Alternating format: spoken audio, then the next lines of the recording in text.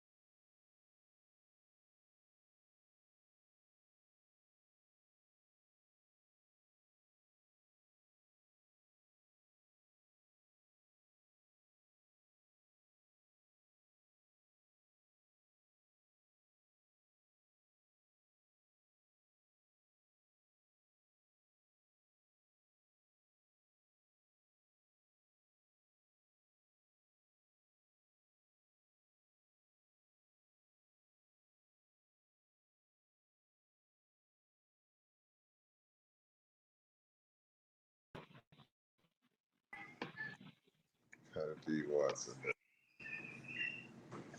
the understand. having internet problems tonight. What's going on? Yo, what's going on, fellas? What's going on? What's What's going going on, on, fellas? fellas? How y'all doing? What's up, Coach Dre? What's good, fellas? What's good, fellas? Just getting home from a meeting. Oh, you had a meeting? Did nobody get fired, did it? Nah, ain't nobody get fired. Not you can't get fired when you winning, baby. Okay, I just been saying, boy, you meeting on the Sunday, boy. God, them old folks used to do Oh, it at our church. They want to get rid no, of the pastor. Now we're gonna meet tonight. no, no. Yeah, We meet every Sunday. yeah, okay, all right, guys. Hey man. Hey, I got a lot to say, but I ain't gonna say that much. But anyway, hey, I got it off my chest last night. But anyway, we won. That's all I can say. That's the main point that I need to be concerned about is Colorado won. And it doesn't matter how they won, as long as you win. They judge the Coach Prime and the Colorado Buffalo by how many games they win at the end of the day. So hey, but I'm sure Rob, you was there live. Boy, it took me on a roller coaster. And I was at home. I'm sure it took you on one, and you was there in the rain. Talk to us, brother. What happened out there? What you think about the game so far? Well, it didn't start raining till like legit, the last 2 minutes in the fourth quarter. Like the most majority of the game, it was cool. It was just a little sprinkle here and there, but it wasn't really raining. But when you talk about emotional atmosphere, epic atmosphere to be in Folsom Field, yesterday was that day, man. It was unbelievable, man. It was unbelievable. You had to be there to witness the atmosphere. Um, I could tell you this, like when it was before the last play, there was people starting to walk out the stadium, and as that ball started to go up in the air and go up in the air and come back down, and he catch that thing, everybody just ran right back down the stairs and couldn't believe it. So I'm telling you, man, there were some people in there that lost hope that they just think it couldn't happen. And when Shedeur threw that ball up, I'm telling you, it was like the air in the whole stadium just dropped, Wow. and then it just came back to life after the catch. It was crazy. Wow, man. Yeah, yeah, you're crazy. Down here in Georgia, I know you're crazy out there. So, all right, guys, let's go around the horn and let me get y'all opinion on what you think about the game. Coach Drake, you know you the guy to start everything up. I mean, at the end of the day, it's football. Everybody asks for a football game. Everybody asks for competition showing we can compete. Well, that's what you saw. You can't take nothing away from Baylor. They played good football last night. Their secondary, I think, is one of the best you probably gonna see. They play. The pastor always tell you you pray for something and God give it to you. You can't complain about the way God give it to you. You just gotta believe, and sometimes it's just the faith. Do you have faith? What we found out is our kids gonna fight to the end. Long as it's minutes on the clock, them kids gonna fight.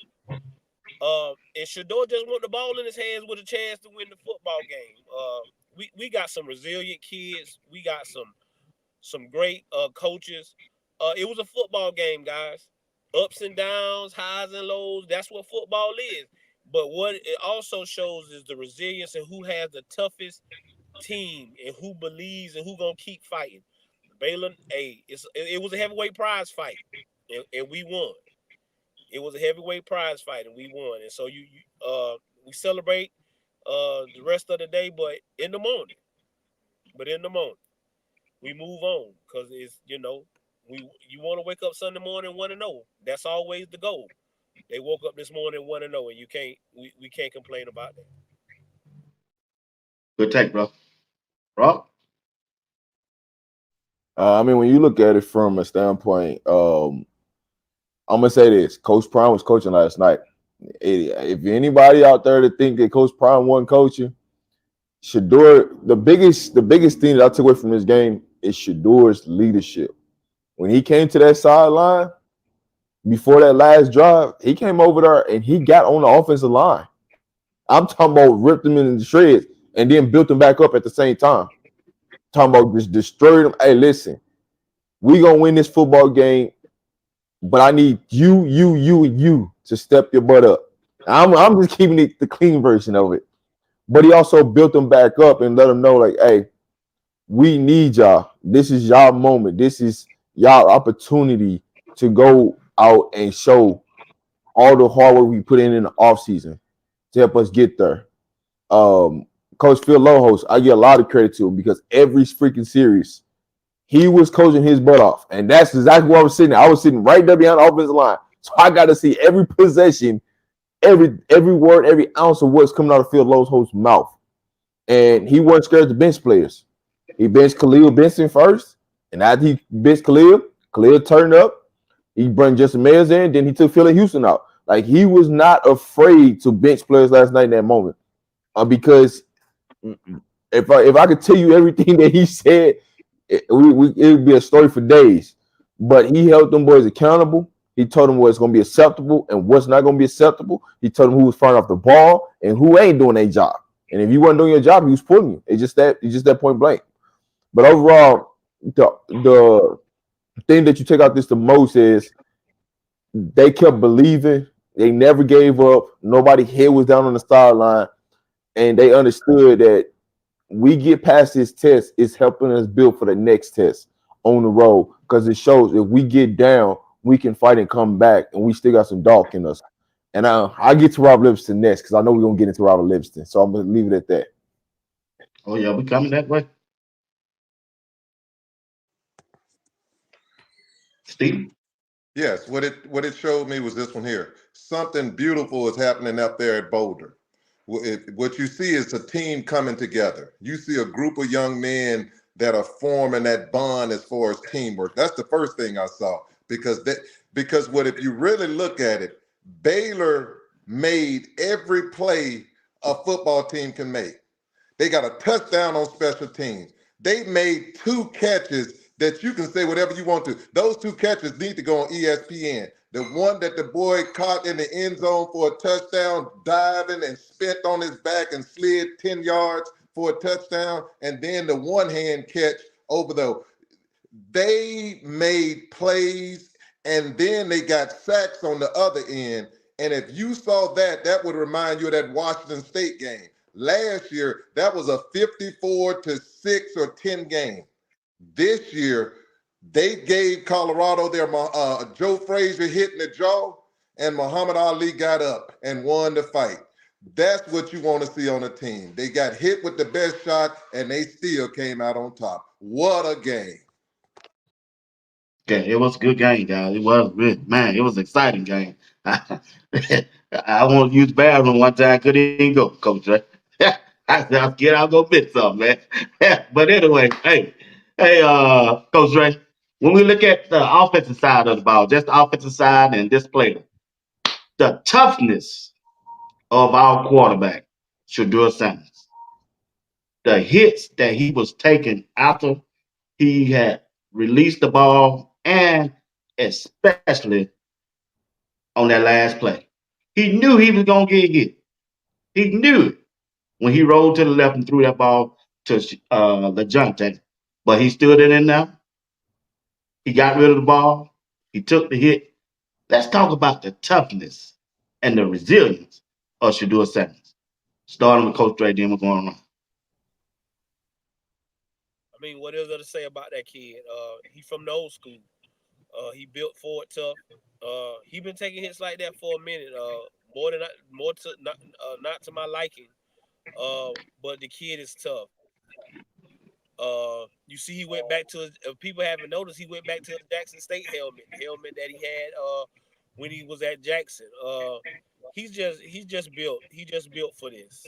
That's why he works so hard in the off season. That's why he doesn't take days off, even when y'all seen him going on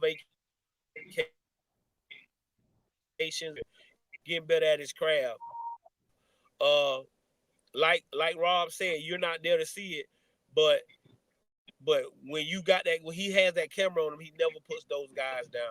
He never throws nobody under the bus. When if he probably said something wrong, people would say he had every right to. But that's what a professional does. That's what you got to do to be a quarterback. You gonna take some hits. You're gonna take some real shots under the chin. Can you step up in that pocket knowing you're gonna get hit and deliver the ball? And Shedeur Sanders can do that. He's just the best. I know a lot of people like Cam Ward, and that's fine. That's fine by me. But if you want a real every down quarterback, you better go with Shedeur Sanders all day. Hey, when it comes to Shedeur Sanders, he's the best you're gonna get. Will come just taking pressure. For me, it's too much pressure. I mean, too much pressure that you want to see. I think we got away from some things that we had success in throughout the game that could eliminate a lot of that stuff. But also, just getting the ball out your hand and just throwing it out of bounds. When you outside the pocket, could eliminate a lot of those hits too. Now, I will say this: there was a lot of things that Baylor was getting away with that was not called on some illegal stuff. But that's for a different day, a different conversation. But I will say, when you look at Shedeur Sanders, every time he came off the sideline, even when he was frustrated, he came over, calm demeanor, got himself together, came over, talked to his offensive line, and kept building his offensive line up because he knew he was going to need them at the end of that game. When they need to show up, they got the push to get us in the end zone to end the game. So that's one of the things. So the leadership and the toughness of Shedeur Sanders that y'all don't get to see on camera. When the camera not on him, what does he do on a sideline? Those are the things that you don't get to see unless you in game and really get to see the experience of it. Good take. Two is tough as nails. Tough as nails. But I would say this one here. As an athletic director and as a coach, if it's me, I'm taking tape up to the NCAA and I'm going to protest some things to protect my quarterback. Because I can promise you this, let somebody take 2 steps and hit Archie Manning, and let's see how fast you're going to see people getting ejected out of games and everything else. You can put it any way you want to. He is taking shots. Those guys are taking 2 and 3 steps and hitting the quarterback. You can't do that in the NFL. You cannot do that. You cannot release the ball and still take 2 steps and hit a quarterback. And I ain't talking about just pushing. They are making blows on this young man. And I'm going to Rick George. It's his responsibility. When you got that kind of asset on your team, you have to protect your quarterback. And I know people are going to go out there, oh, well, he should. No, he shouldn't. The rules are the rules. You cannot take steps and hit the quarterback, period. That ain't football. That does not happen. It's called, and most people are kicked out the game. You got to protect your quarterbacks, and CU has to protect their quarterbacks themselves by running the football. That's it, what I got to say, but 2 is fantastic, and I want to see him on his feet. Yeah, they got to protect it, man. Like I would like to see Coach Brown work that sideline and referee. Even though I'm not there, the camera is not on him. Man, somebody hit my son and my quarterback like that, I'll be like saving them. I'll be talking to the referees. before the game and during the game. But anyway, all right, we looked at that. Hey, Let's look at the offensive coordinator. Go ahead, Rob. I was gonna say they weren't talking to no referees. If you was any referee that was on Colorado's side didn't throw a flag the entire night. They didn't throw one flag the entire night. All the flags that That's were thrown in crazy. the game came from off the Baylor side. They did not come off from the Colorado side. That's why you didn't see Colorado getting that many calls last night because they didn't make no calls. They literally left they flags in a pocket. You didn't see them get thrown the entire night. That's crazy, bro. That's crazy. That's why them man, they should be working. That when I was coaching, that's all I did. That was my job. I let my offensive coordinator, defensive coordinator did the other stuff. But my job was I'm telling them referee what the other team doing my team. Now, when we look at the offensive coordinator, all right, what can he do better? Starting with Rob. What can he do better to make this offense click at one time? Now, before we go, Rob, I rewatched the game today. I looked at Baylor. Baylor got a good defense, man. They got a good defense. Their defense really better than I thought they was. When you look at their front four, they could put pressure on. They was putting pressure on Colorado just with their front four, even without a blitz. They game scheme for them was take Travis out the game, and they most successful with it. But what can the offensive coordinator do, Rob, to make this offense click? That start clicking. They ain't been clicking lately since game one. I'll be honest with you. They didn't take Travis Hunter out the game. They just didn't throw the ball to Travis Hunter. Because what he did in the second half is the same thing he could have did in the first half. They didn't take him out the game at all.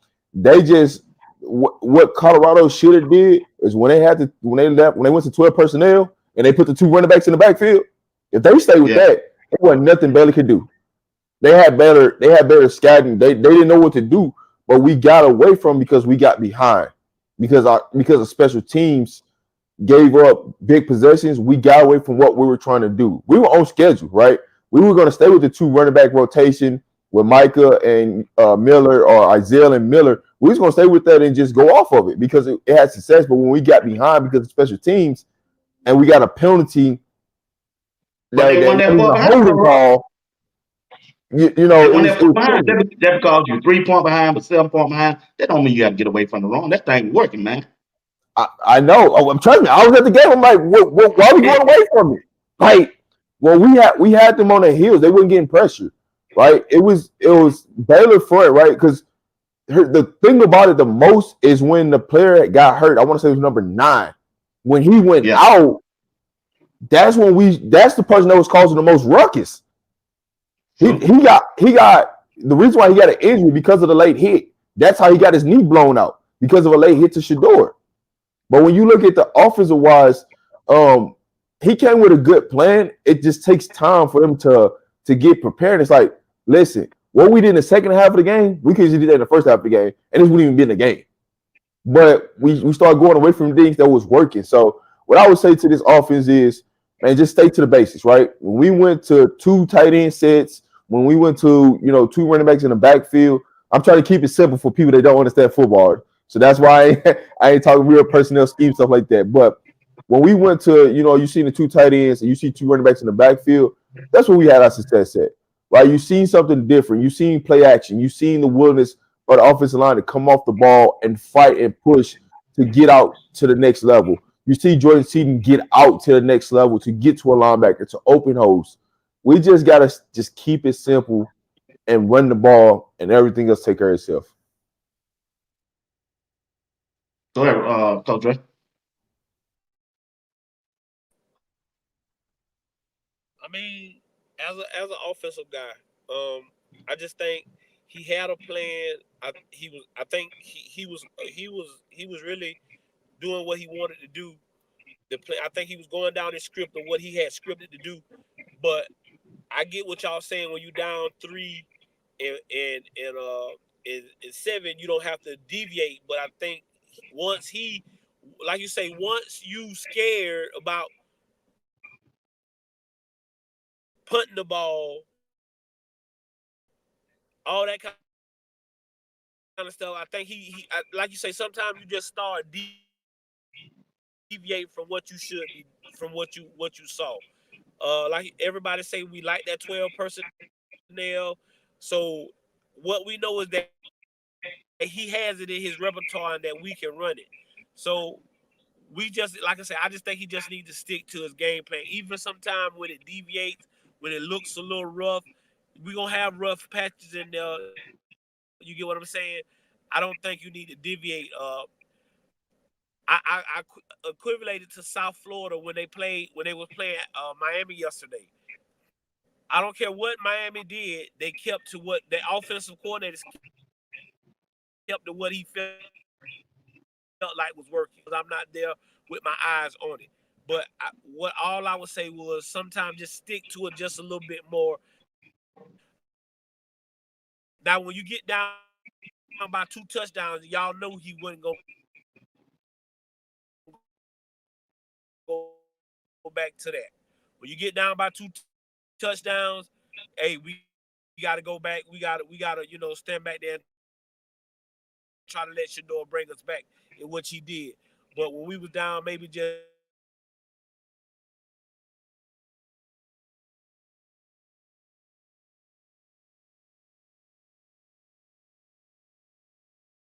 it just a little bit, but keep the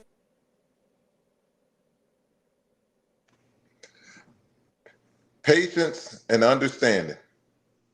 That's what I'm looking at when it comes to CU. They got to be patient. You can't be scared and be worried about, oh, the other team is getting up on us. Last time I checked, your defense is showstoppers. You can say whatever you want to about a 14-point lead. They could have a 14-point lead, but they didn't score after that 14-point lead. That defense shut them down. So you have a defense that's going to keep you in every game. And if it comes to a point where the defense is not going to keep you into the game, which has not happened, the last 4 games, the defense did their part. They should be undefeated because if you give up 21 points, you should win every game, especially when you have the offense that they have. What I see is this here. Quit being so impatient. Run your sets, protect your quarterback, and the next thing, if you look at it, I watched that game and I watched it a bit more. That offensive line opened up holes. If Micah would have made one cut to the right on 2 runs, he'd have had 35, 45-yard runs. If you watch Augustus made cuts. He went in the middle. He saw on Seaton. Seaton was having his red sea open. Seaton had that red sea open on that left side. If you cut to that left side, you had space because they didn't have people over there. So it's certain things that they can do that are very successful. Only thing I'll tell them is this one here. You got a defense that wins. You got a defense that's going to get you back the ball. The defense got to back the ball every time. The defense did. Now, special teams, something different. I'm gonna go back and look at the game, and I'm gonna see if Coach Prime them shifted people off special teams. I want to see where Chaney and Wester. I want to see if some other boys were switched because that does not I look don't like think the they was same on team. there, man. I ain't seen them out there, bro. I didn't see them. I All did I see not was see them. them, I and seen a I lot got to of go back. one under us out there. That's all I'm saying. I got to go back and look at that tape because that did not look like them linebackers because he should have Hood back there, Wester. He should have Chaney. You should have JB. Ain't nowhere in the world. They breaking them tackles with JB, Chaney, and Wester back there. That ain't happening. It ain't happening. So I just leave it at that. All right, man. All right. Well, y'all crazy tonight, boy. Look here, Rob. What you got to say on that, Rob? I'm gonna just say the right guys that's supposed to be on special teams gonna be on special teams next week. I can say that. It was a trial by fire throwing people out on special teams this week, and I'm gonna say that the people that's supposed to be there gonna be there next week. But I will say Yeah. it was some of special team was due to some injuries and some people that was getting medically taped up and different things throughout the game. So those particular players were not on the field. I will say that. And so that was some of the means of why special teams was special teams. I know we had homecoming when I was playing, and let me tell y'all something. Homecoming, and when them folks there, you know them folks there, the alumni come back. Shoot, them boys that ain't all that gonna play on that special team that day, y'all. I'm just letting you know what Now, how it go. I will say this too also. Some people got disciplined for not watching film. So yeah, why you didn't see him on the field? Oh, we said that last night. Yeah, they ain't watching. There's a lot of guys ain't watching film. Yeah, yeah, yeah. You right about that. Coach Ray, Travis Hunt. He the best I ever seen, bro. I can't wait to see him in person when Kansas State come time.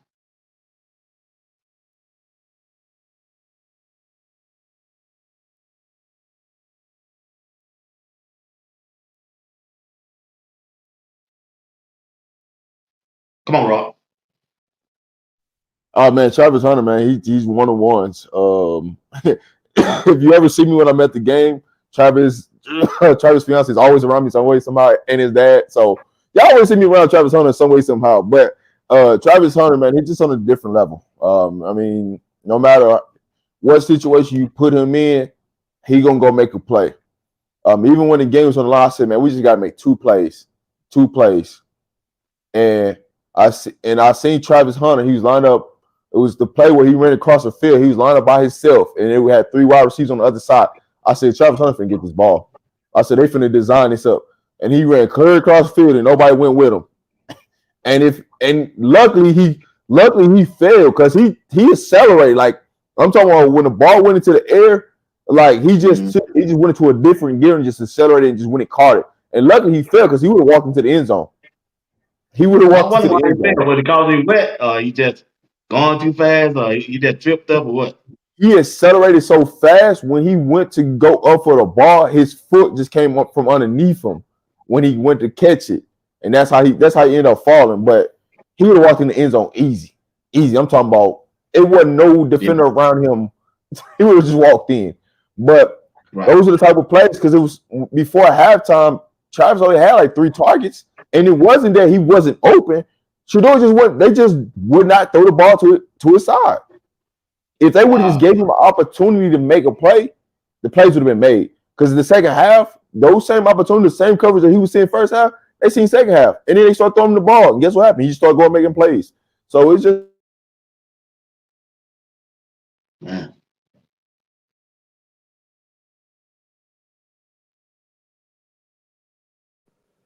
I mean, what? I mean, he's Timothy. I mean, if we not talking about Travis Hunter winning the Heisman,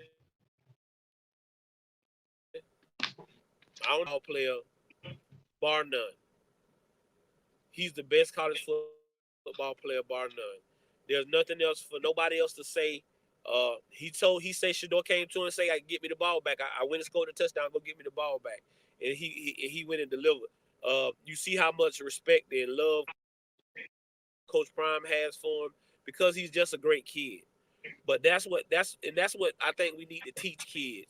Try to do what this kid does off the field. It's the little things.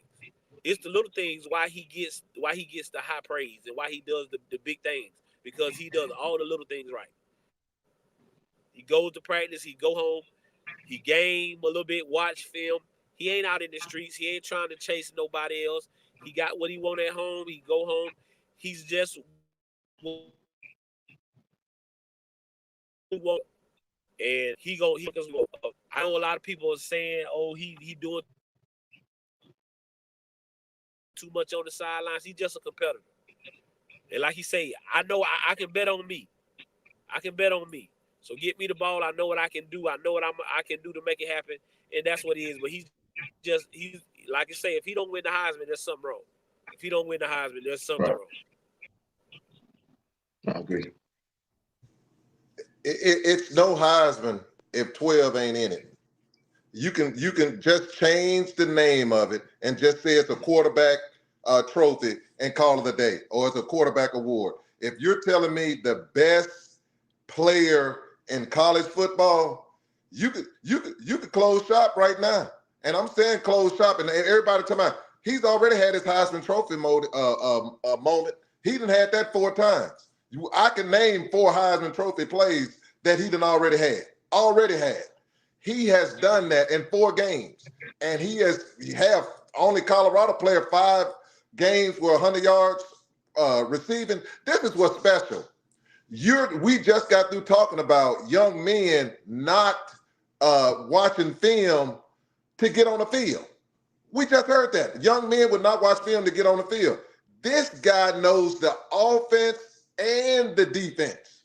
And he knows it at such a level that if you really pay attention to it, he's a player that doesn't have the opportunity to go to the sideline, like, for example, Shedeur. When Tunam is on, the defense is out there. Tunam got their pads and everything. They get to go over plays. Travis don't. Travis playing defense. When the defense switch over and the offense gets out there, Travis don't have an opportunity to get to his pads and look and see the defensive scheme and everything else. He's on offense, and he's excelling at both. And he's in the top categories in both positions in college football. Hey, it reminds me of, I watched Soldier Story. The guy used to say, what a ball player. C.J. Miller, what a ball player. And that's Travis Hunter. Well, hey, Rob. Go ahead. I'll say this, Mr. Steve. Doing those TV commercials, that's when he gets to look at those iPads. That's what you don't see. Okay. All right. Coach Ray, the game changed when they put Omarion Miller in the game. When he caught that pass to me, the momentum that he gave the team, the energy they felt off the team. What do you think about Omarion Miller play on yesterday?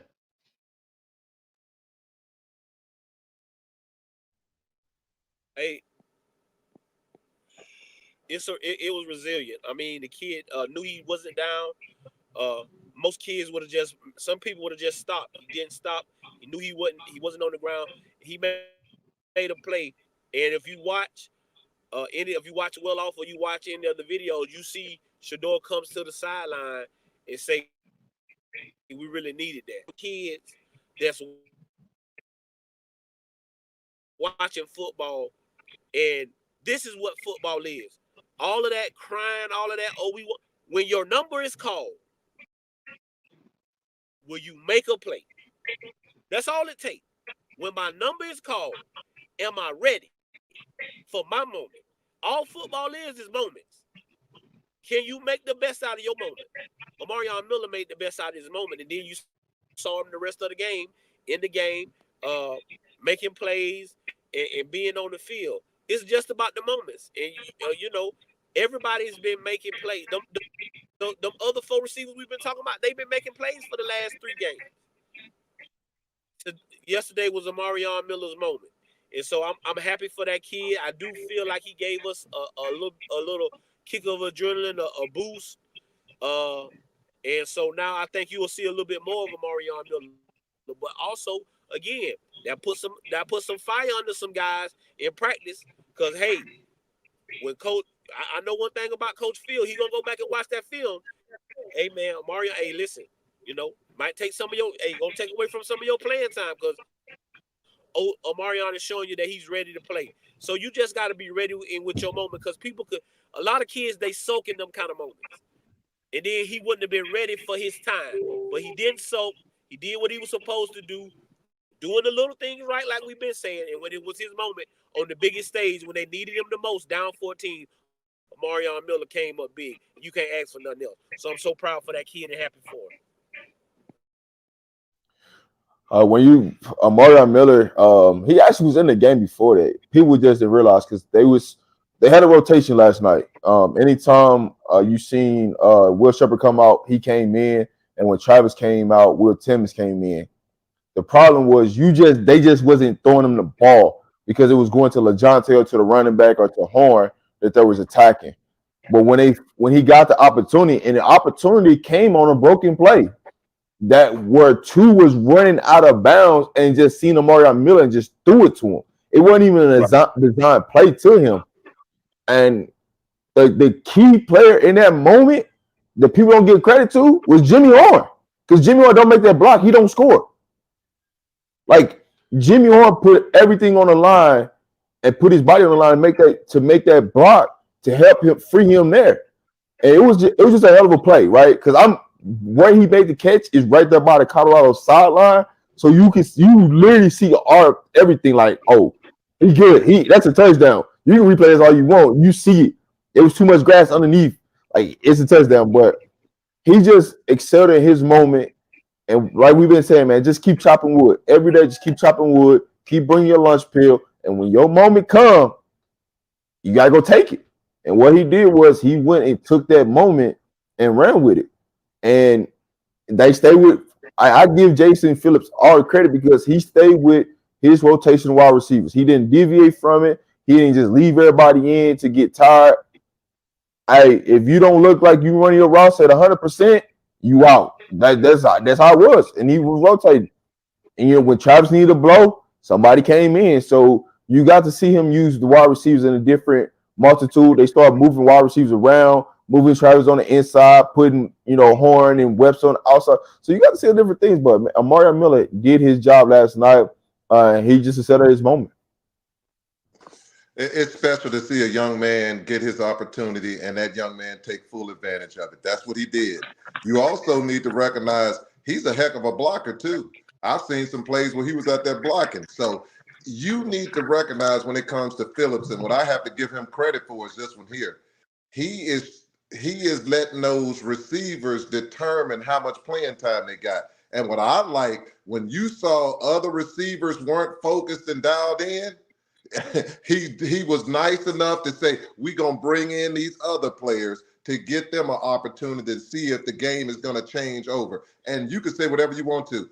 Old Miller, and he ain't the only Miller that made some heck of a catches. There was another Miller that happened to be a freshman that made some nice plays. And he put that move on what you call, boy. I said, oh, it was wow. smooth. Ooh. It was smooth. And not only that, what people need to recognize in podcast land is this. The greatest recruiting tool Coach Prime has is 4 freshmen playing at a high level on his football team that's playing on national television. A great recruiting tool, and it's going to pay big dividends. But congrats to Miller. Stay consistent. The only thing I'll ask him, just like Rob said, chopping wood. Don't just show up for this week. You got to be next week, the week after, because his number's getting called again. But they have to make sure that when his number's getting called, take advantage of that talent. Take advantage of that talent and go from there. So that's what I'll leave it with. All right, start it off, Rob. What y'all think of the whole wide receiver group that we got? Out of 4 games, how you think they don't perform so far? Overall, man, they've done a good job, but they still got a whole nother level they can unlock, and that's the good part. It's like we're not even accelerating yet. We're not even getting close. Like we're getting close. You can feel it, and we about to hit that breakthrough, but we just ain't there. But we almost there. But overall, for me, the wide receiver group, when you look at this overall totality, and I'm gonna tell you this, our wide receiver group ain't fully healthy. So there's some players that haven't been on the field at wide receiver. They can produce, they can help us even more, they can keep us more fresh. Their players are not healthy. But what we got, what we're utilizing right now, overall, they're doing good. They're doing good. But we about to unlock for real. I mean, we just got to get a little bit more consistent. We done had some drops, and but again, what a receiver, T.O. had a lot of drops. T.O. at one time, I think T.O. led the NFL in drops. T.O. is arguably one of the greatest receivers to ever play the game of football. So drops come with it. It's about the confidence and how you can respond. And if you want to win, you put them Florida boys in.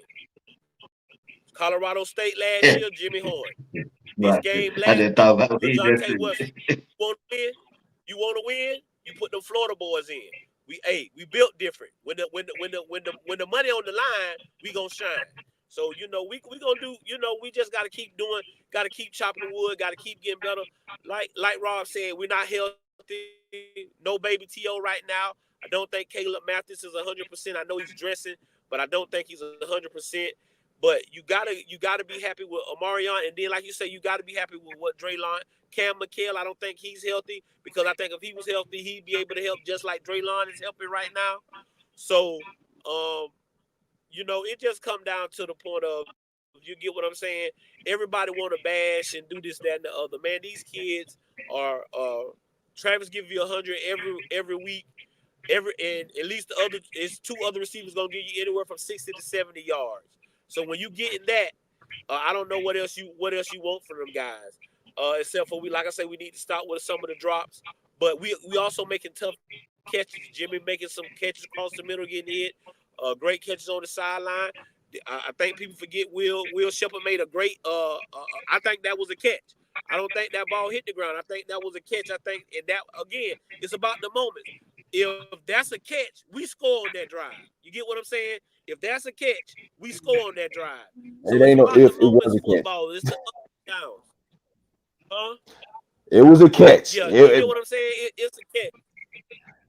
So you know what I'm saying? So we good. We good at receiver. We got a great receiver coach. And he sees what and knows what it is to be a great receiver. Because he was a great receiver. So I think we good. We okay. You know, just let them guys, get comfortable. Like I say, I think we kind of finding out what we is now. We get in the game. We going to game 5. We definitely finding out what kind of football team we gonna be.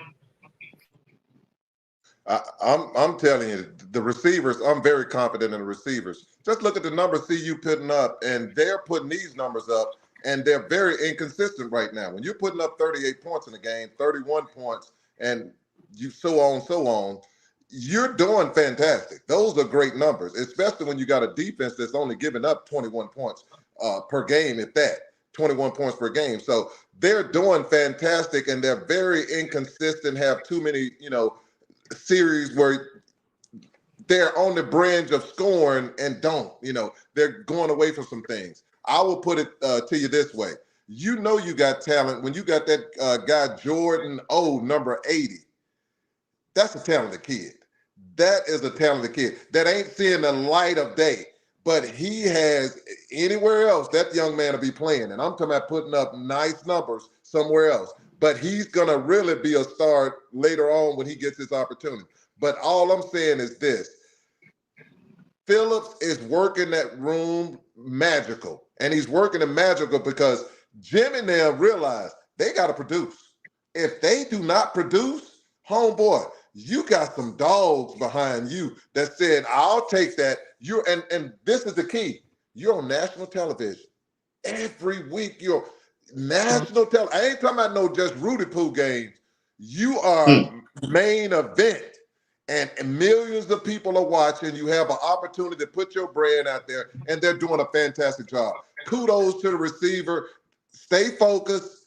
The only thing I would add is this. I'll add this. They need to scheme more for these receivers to get them in one-on-one matchups, just like Baylor did for that little fast kid that ran that 4.3 against my boy, number 24, Hodge. They need to scheme stuff like that to get them open. That's all I add. All right, before we move to the defensive side, let's talk about this running back room, Coach Ray. How y'all think the running back room looked at this Saturday? You heard what you heard what Isaiah said. You heard what Isaiah said. They said we can't run the ball, huh? 68 yards, 78 yards, 2 touchdowns from Michael. We can't run the ball, huh? Hey, listen, I be telling y'all think them kids don't hear y'all when y'all out here down on them and talking about them. Hey, I told you we take receipts. We take receipts. So, I mean, I'm so proud of them guys. Augusta, them guys, they done. One thing about this team I saw is that these kids don't complain. They just wait on their moment. Isaiah waited on his moment. We went through Charlie. Then it was Charlie and Dalen. Then it looked like it was gonna be Hayden and Micah. Now it's you and Micah. Y'all boys are here. He's taking advantage of his opportunity. And that's all you can ask for in life, people, is the opportunity to show what you have. He's done that. And so I'm happy with that running back room. I don't want to hear no more coaches. Flea can't coach no running backs. You see what Coach Flea can do. I don't want to hear that no more. So y'all can kill all that. Coach Flea can't coach running backs. His running backs can't produce. You saw what them boys produced last night. It have been producing. You heard my Uncle Steve say he went back and watched the game. Offensive line opening up holes. And sometimes that's all it is. It's just an inch, guys. That's all it takes sometimes. Just an inch to the left or the right. It's a seam here, seam there. It's just that's just how simple it is when it's blocking and cutting, and when you talk about running the ball. So I'm proud of them guys. I like the way that we ran the ball. I wish we'd have stayed in that 12 personnel a little bit more. I think we're gonna see it a little bit more. But besides that, man, I'm pleased with the way we are running the football. I'll say with this running back room, we were just too impatient trying to get to the outside too fast. And if we just slow down and just plant our feet and just hit north, we get 20, 30-yard gains easy in that 12 personnel. The way they schemed it up when that 12 personnel was they put us in the right situation to make plays. And then when you add a Draylon Miller in the backfield, now we don't lose anything by taking a Horn or Webster out, because the person that was coming out was Webster was coming out and Miller was coming in. That actually was a benefit that they finna set something up with this that they didn't show. Well, they showed it, but they didn't do it. Where they fake it to the running back and pitch it out to Draylon or quick pass to him, and he going out the back door for a touchdown. They ran the play and they were setting to come back up to it, but we got the holding call, and then they bring them out. But overall, running backs each week you're seeing it get better and better. You're seeing them start to do things to help the running game get better. You're starting to see them scheme to run the football. Actual running calls where you can't say, "Oh, we're checking out of this and we're going to a pass play." You're actually seeing it. So just keep patience. We may get back number 7 next week. If everything goes well at practice and he practiced well, we may have him ready to go. But having that third running back is definitely going to help us. Now we can really do what we want to do, because you're about to see this running back room excel. I tell people before you go, and the numbers are not a true indication of what the running backs really are doing. You're going to see on some of them, you're going to see some of them say, hey, they average 4 or 5 yards per carry.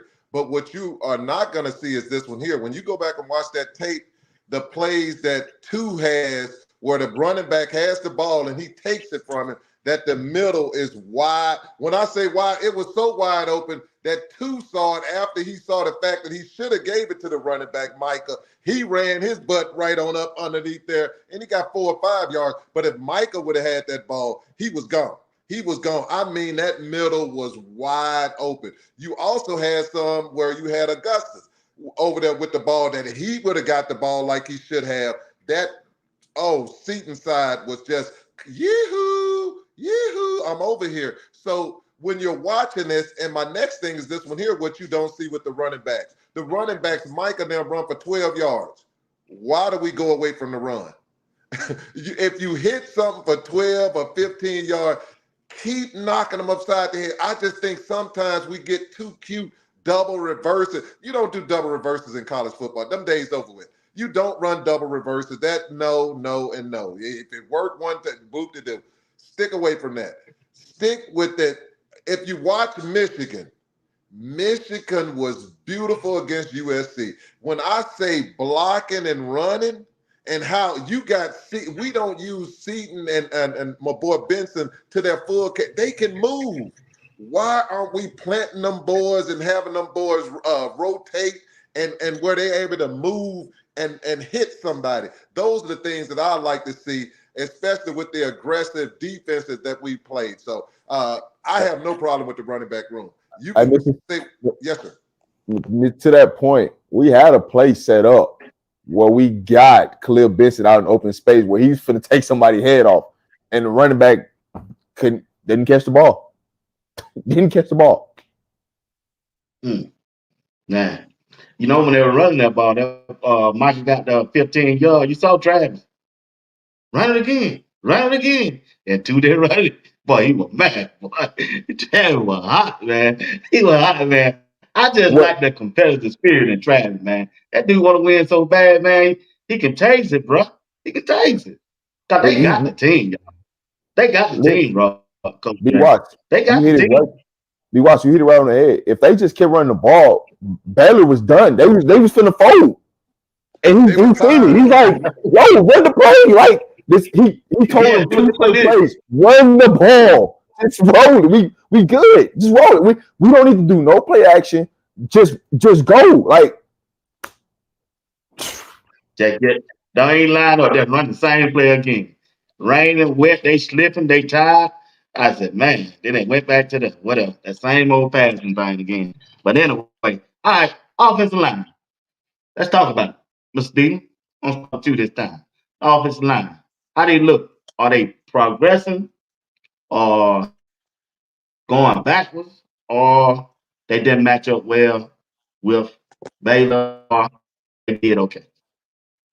I'll put it to you this way. You have to, please don't just say, I watched it. Go back, watch the game again, and just watch the offensive line. And when you go back and watch the offensive line, they're not as bad as people think they are. They did some good things last night. And I mean some very good things. I have to say, two does fantastic things, but two will hurt the offensive line at times. And you know, He leave the pocket too quick, bro. He won't step up. well, not only that, My two brother say when you got hit many times. He did last year. You wasn't staying there either. So. no, but that ain't the point. You don't get name me one time two got hit when he handed the ball off. He didn't get hit not one time when he handed the ball off. You know, and even if he did one time, the one ain't 15. You know what I'm saying? You can hand the ball off and get out the way. Now he shouldn't get hit no times when he hand the ball off, because he hand the ball off, it should be clean. But even if it's one time, my point is this one here. Sometimes we get too cute. I saw one time back there, it was 15 seconds to go in the game or whatever, 18. He back there 7 seconds. You got to let that ball go. You got to let that ball go sometime. That ain't the offensive line. If that clock went down to 7 seconds, that's not an offensive line. Some things we got to do schematically where it helps the offensive line. If you see they're lining up the way they're lining up, standing up and stuff like that, you got to bring tight ends in there. You got to chip people. If you're telling me Seaton's over there and that guy's coming on him like that, chip. That ain't a Seaton issue. That's a scheme issue. So offensive line, I'm fine with. What I do like, Phil Lodeholder sit their butt down. Now that's what I like. I don't like no coach who let them up there, just stay in there. Oh man, pump them up. No, I'm gonna pump you on this bench and sit down and watch the game. And I like that. So I'm okay with the offensive line. Okay. I mean, Uncle just said everything. I think people, and like I say, maybe because my son plays offensive line, I done coached it. I look at it a lot differently from what I see. What I see is a way better offensive line than last year. What I see is sometimes too, instead of going outside, and like you say, when you've been hit, you see stuff when you first see a person with their first quick step, maybe it do make you think. But sometimes I just want him, instead of going outside, just to step inside. If that dude is making a big circle, the tackle, just let the tackle take him on out and you just step on up. So it's just little stuff like that. I don't think they're as bad as anybody thinks they is. Seating is as advertised. I think Yeah. our best five right now is the five that we started with. I think it's just we got to go with Rock got to play guard and Benson got to play tackle. I don't think that Bears and Khalil are 100% healthy. And I think if they get a little more healthier, that'll help. The kid from Florida, for FAMU, I think he'll be ready this week. I think we might see him this week. I don't know that. I haven't talked to anybody. I just think that he might be ready this week. But they're not as bad as people think they are. And we got, like I say, I think we got to play to their strengths a little more. I think our guys run block way better than we pass block. I just think we run block way Yep. better than we block. And so that'll give us a little more confidence. And like I say, just like Unc said it earlier, let's just be a little patient sometime with your play calling. Go back to that 12 personnel. Keep doing this chess. This ain't checkers. This ain't checkers. And when you playing chess, you might make a bad move here or there, but you got to go back to what your plan was when you first started the game when you playing chess. So that's all I want them to do. But the offensive line is way better than it was last year. And like you say, Phil Lodeholder is coaching. Go back and watch the Willoff video. Watch Bucky's video. Watch them guys be. You get what I'm saying? So we not as bad as they think we are. Oh, you Rob. But Colorado did run the ball, y'all. They did run the ball that game. What, through the offensive coordinator, special team. I'm telling you, I've been an offensive coordinator, man. You know your team needs your help as an offensive coordinator. And how can you help them? You got to go back quick. When your special team let you down, man, that's a big blow to the offensive coordinator, man. I'm serious, it is, Steve. Man, I've been there, bro. I know, man. It's a set of urgency on you because everybody looking at you, ask you, okay, now what you gonna do to make up for that? Here's my point to they this. Ran right? the ball. They were gonna run the ball. They ran more than this game than they did last game. Here's the point, BWatts. If you take out those two special teams, if you take out everything they had before special teams, right? You've seen a whole totally different other offense. After special teams, when the offense changed. I know. When you look at this offensive line, what everybody doing is they looking at the stat sheet and they say 8 sacks. It's an issue. But are you really watching the game? They gave Shedeur Sanders some time on some of them sacks. He just didn't get rid of the ball. Or this is what happened. When he did step up, he waited too long to take off. When it was all the lane, the sea just opened up, and all you had to do was just go run through it. And he just 1 or 2 seconds late, 1 or 2 seconds early. They're not even counting. What you think? Okay, Rob, what you think? I ain't mean to cut you off. What you think caused that though? He a good quarterback. Is he going through his progression too slow, or the rain, the weather, or what? I don't think he was going through his progressions. On a couple of those plays, the 2 wide receivers ran the same exact route, and they was in the same exact area. I promise you. Like, it was a left side. I remember this one sack. 2 receivers both ran a double slant, and they was in the exact same area, and he wanted to release the ball, and he couldn't. Because we're like, well, if I release it, it's an interception. It's a pick 6. So he tried to take off up the middle. That's how the sack happened. So when you take it into real totality of the game and you really go back and watch it, half of these sacks shouldn't even be counted as sacks. It really should have been like 3 or 4. And when them 3 or 4 sacks came, they all came on the same possession. We got a penalty for a first down, and we got 3 sacks. We got 3 sacks in a row. Right. Outside of that, it really wasn't how people say it was. You just see a stat sheet that says 8 sacks. Well, a lot of them was because of where they placed the ball at, it counted as a sack. Really, he gained 1 yard, but because they didn't place it as a 1 yard, they placed it as 0 yards, it counts as a sack. Right. So, as bad as people thought the offensive line was, when we need the offensive line to step up and perform, they perform. And that's the bottom line. Because when we need them to get that So man, ask you this, Rob. Is Shedeur running too much?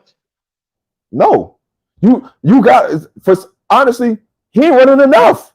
Because what people are doing is a lot of these people are running cover 2. Because I've been in the majority of all the games. Everybody's going cover 2 on 2, and they're leaving a smack there, the middle of the field wide open where you can just hit it. It's just he ain't taking what the defense giving him. But as you see later in the game, he starts to take those, and you see him get 12, 14, 16-yard gains.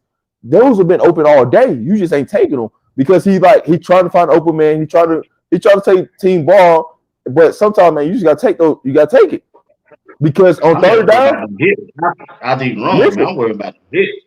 He's sliding. Every time he's sliding. He's not really taking a lot of hits. He's trying to be a running back on some. What on one of them? That's because that DB was talking crap, so he wanted to show him up. That's what that was about.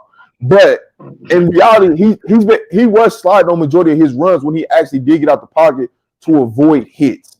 And if Shedeur takes a page out of what these other quarterbacks keep doing to us on third downs, when we go man to man and they go man to man, and everybody's turning back to him, take off. Just get first down slide. Because that's all other quarterback doing to us. We don't talk about that when we were trying the defense too.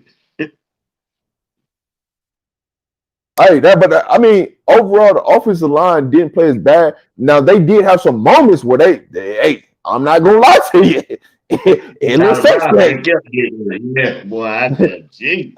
I'm not gonna lie to you. It was sometimes, but also I think those times when it looks suspect, it's because we got away from what we should have been doing, and that's letting these boys let's go run the ball and build a momentum back up. And so it's not, man, I keep dropping back. Get them some momentum. So now these people ain't really pass rush you now because now they're hesitating. And I think what we should have did, I'm not gonna lie to you, change the snap count. Because when we change the snap count, guess what we got? A free 5-yard penalty every time. Help your offensive line.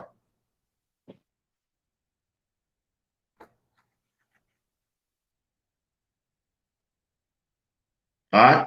But anybody else got anything before we move to the different side? You got anything, Coach Ray? No, we good, man. Like I say, we just we good. We good. Everything ain't gonna happen. I told you, it ain't gonna be microwave, guys. It's gonna be, and this was football. This was a football game. Like, everybody want a football game. Everybody say, hey, man, I just want us to be in a football game. I want to see a football game. Because when you get blowouts, you get false hope. But when you get in a football game, what we battle tested. We war ready. And that's what we know. We know our kids won't give up. We know our kids won't fight on offense. And what every team in America knows is you don't want to give Colorado the ball with no time on the clock. Because as long as we got two, we got a chance to win. So, yeah, we good on offense. Here's the game plan against Colorado right now. Everybody's going to run a 2-high safety. They're trying to keep everything in front of them, and you figure it out. What everybody's hoping is they front four can get to us. That's it. Right. We got to run the ball. That's it. Simple. That's the offense. Run the ball, play action. You make big plays. Yeah. Like I said, they ran it more times than I thought they gonna run it. Because when I heard Coach Prime on that interview at Fox, I said, "Whoa, they ain't been running at all." he said, throw it out there to the receiver. That's just like a run to him. I said, "Whoa." But anyway, hey, we want to thank everybody who tuned in right now. Hey, y'all, forgive me. I see your comments. I used to post them out there, but my internet acting up. I got to get that straightened out tomorrow when I call my cable company. But thank you everybody for tuning in on Sports Talk with BWatts and on RobDaMan Media and also over there on Twitter and also the X and LinkedIn. Appreciate y'all and on my Facebook. I see y'all, but my internet acting up. I see all of y'all. I appreciate you. To the NFL family over there on LinkedIn, I see y'all. Y'all always here. I see y'all. We appreciate y'all. All right. Just want to let y'all know we see you. All right. All right. Let's do this. Let's talk about the defense coordinator, Robert Livingston. Check this out. So far, in 4 games, I'm gonna start with you, Rob. In 4 games, how do you think he's doing, and especially on last night? Hey, listen. What he's doing, you can't do nothing but be thankful because you trying to score against us in the second half of a game, it ain't happening. It ain't. Think about it. We've only given up 7 points in the last, almost 10 quarters. We've only given up seven points. And when you think about the total half of second halves, it's been about 4.6 points that we didn't give up in the second half of games. We got the top 15 running defense. Just think about it, the top 15 running defense, and we was 122 last year. Exactly.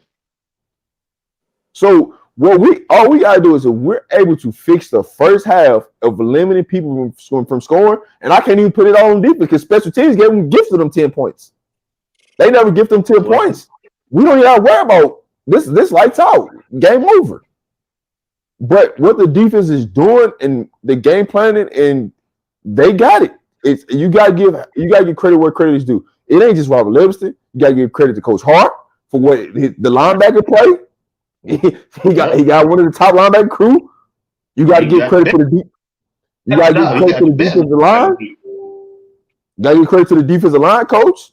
You got to give credit to Coach Mathis, right? The defensive line is the one who's changing everything.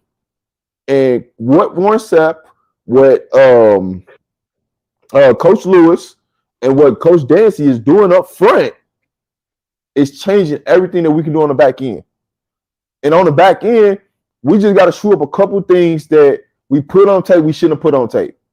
But that's because our safeties a couple times is out of position. I ain't gonna lie to you. I'm just gonna tell you how I seen it. Safety's out of position, and that's how some of those bombs happen where safety had no help in man coverage. So we cleaned up a couple of those mistakes, lights out. But I can't just give credit to Robert Lipson. It's this whole defensive staff that's coming in and they're doing their job. We know in the second half what we can expect. You ain't scoring on us, and if you do, it's 7 or less. Gotta get credit where credit is due. Well, check this out before Coach Draco. Tell me, on first and second down, we lights out with Hill Green and Bennett. I know where you're going. But third down, they take them out the field, and you're an NFL coach, and you seeing this repeatedly over and over again. You insert Trevor Woods. He drops so far back, the quarterback that's take the ball, he know the Miller wide open. You ain't got no linebackers there. He dropped back like he gonna pass and automatically just run the ball up the middle. Not only did he do it one time, they did it repeatedly time. That's the only way they moved the ball on us on third down. Now, BWatts, what I want you to do, I want you to go back and every third down, I want you to go back and watch what the D-line do. That's the key right there. Don't blame Trevor Woods. Watch the D-line. Just go back and watch the D-line. Everybody from the D-line is lined up on one side. It's only one person. The center, the left side. It's like it's only one person. But so, I'm saying, who came up with that scheme? I can't say who they ain't doing it on their own, bro. Y'all ain't gonna fool. Y'all are finna fake me with that they doing that on their own. No, I'm not saying that they doing it on their own. Coach Drake, you and Robert and Steven ain't been fooling me with this now. I didn't say that. What I'm saying to you is every third critical third down. And you know who else did that? Nebraska did that, but Nebraska did it for a reason because they were running that loop. That's why they did it against us. But we weren't doing that. Down. Listen, go back and watch every third down. Every third down in a long situation where it was more than 6 yards to gain. While you're gonna see 3 line on one side, and you're gonna see one lineman on the other side. They're literally, and they got a running back in the backfield. So you're playing 4-on-1. So depending on what Trevor Woods do, you're just creating a gap in the scheme for him to take off. And check this out what Baylor did. That running back you just said, they set him in motion. And who had to go with him? Simeon Craig. And that little who? I'm just saying, man. They did it over and over and over again. Go ahead, Coach Dre. I'm sorry. Oh, it's all right.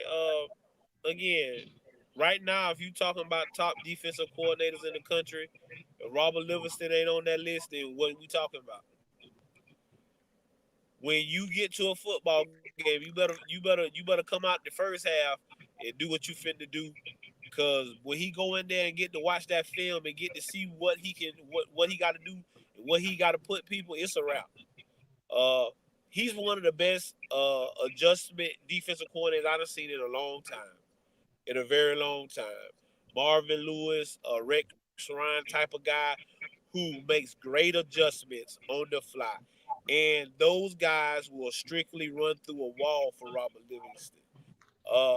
Like you say, but if I guarantee you, if you get him in an interview, he'll tell you it's not him. But what makes him great right now is he did it with what Coach Prime gave him.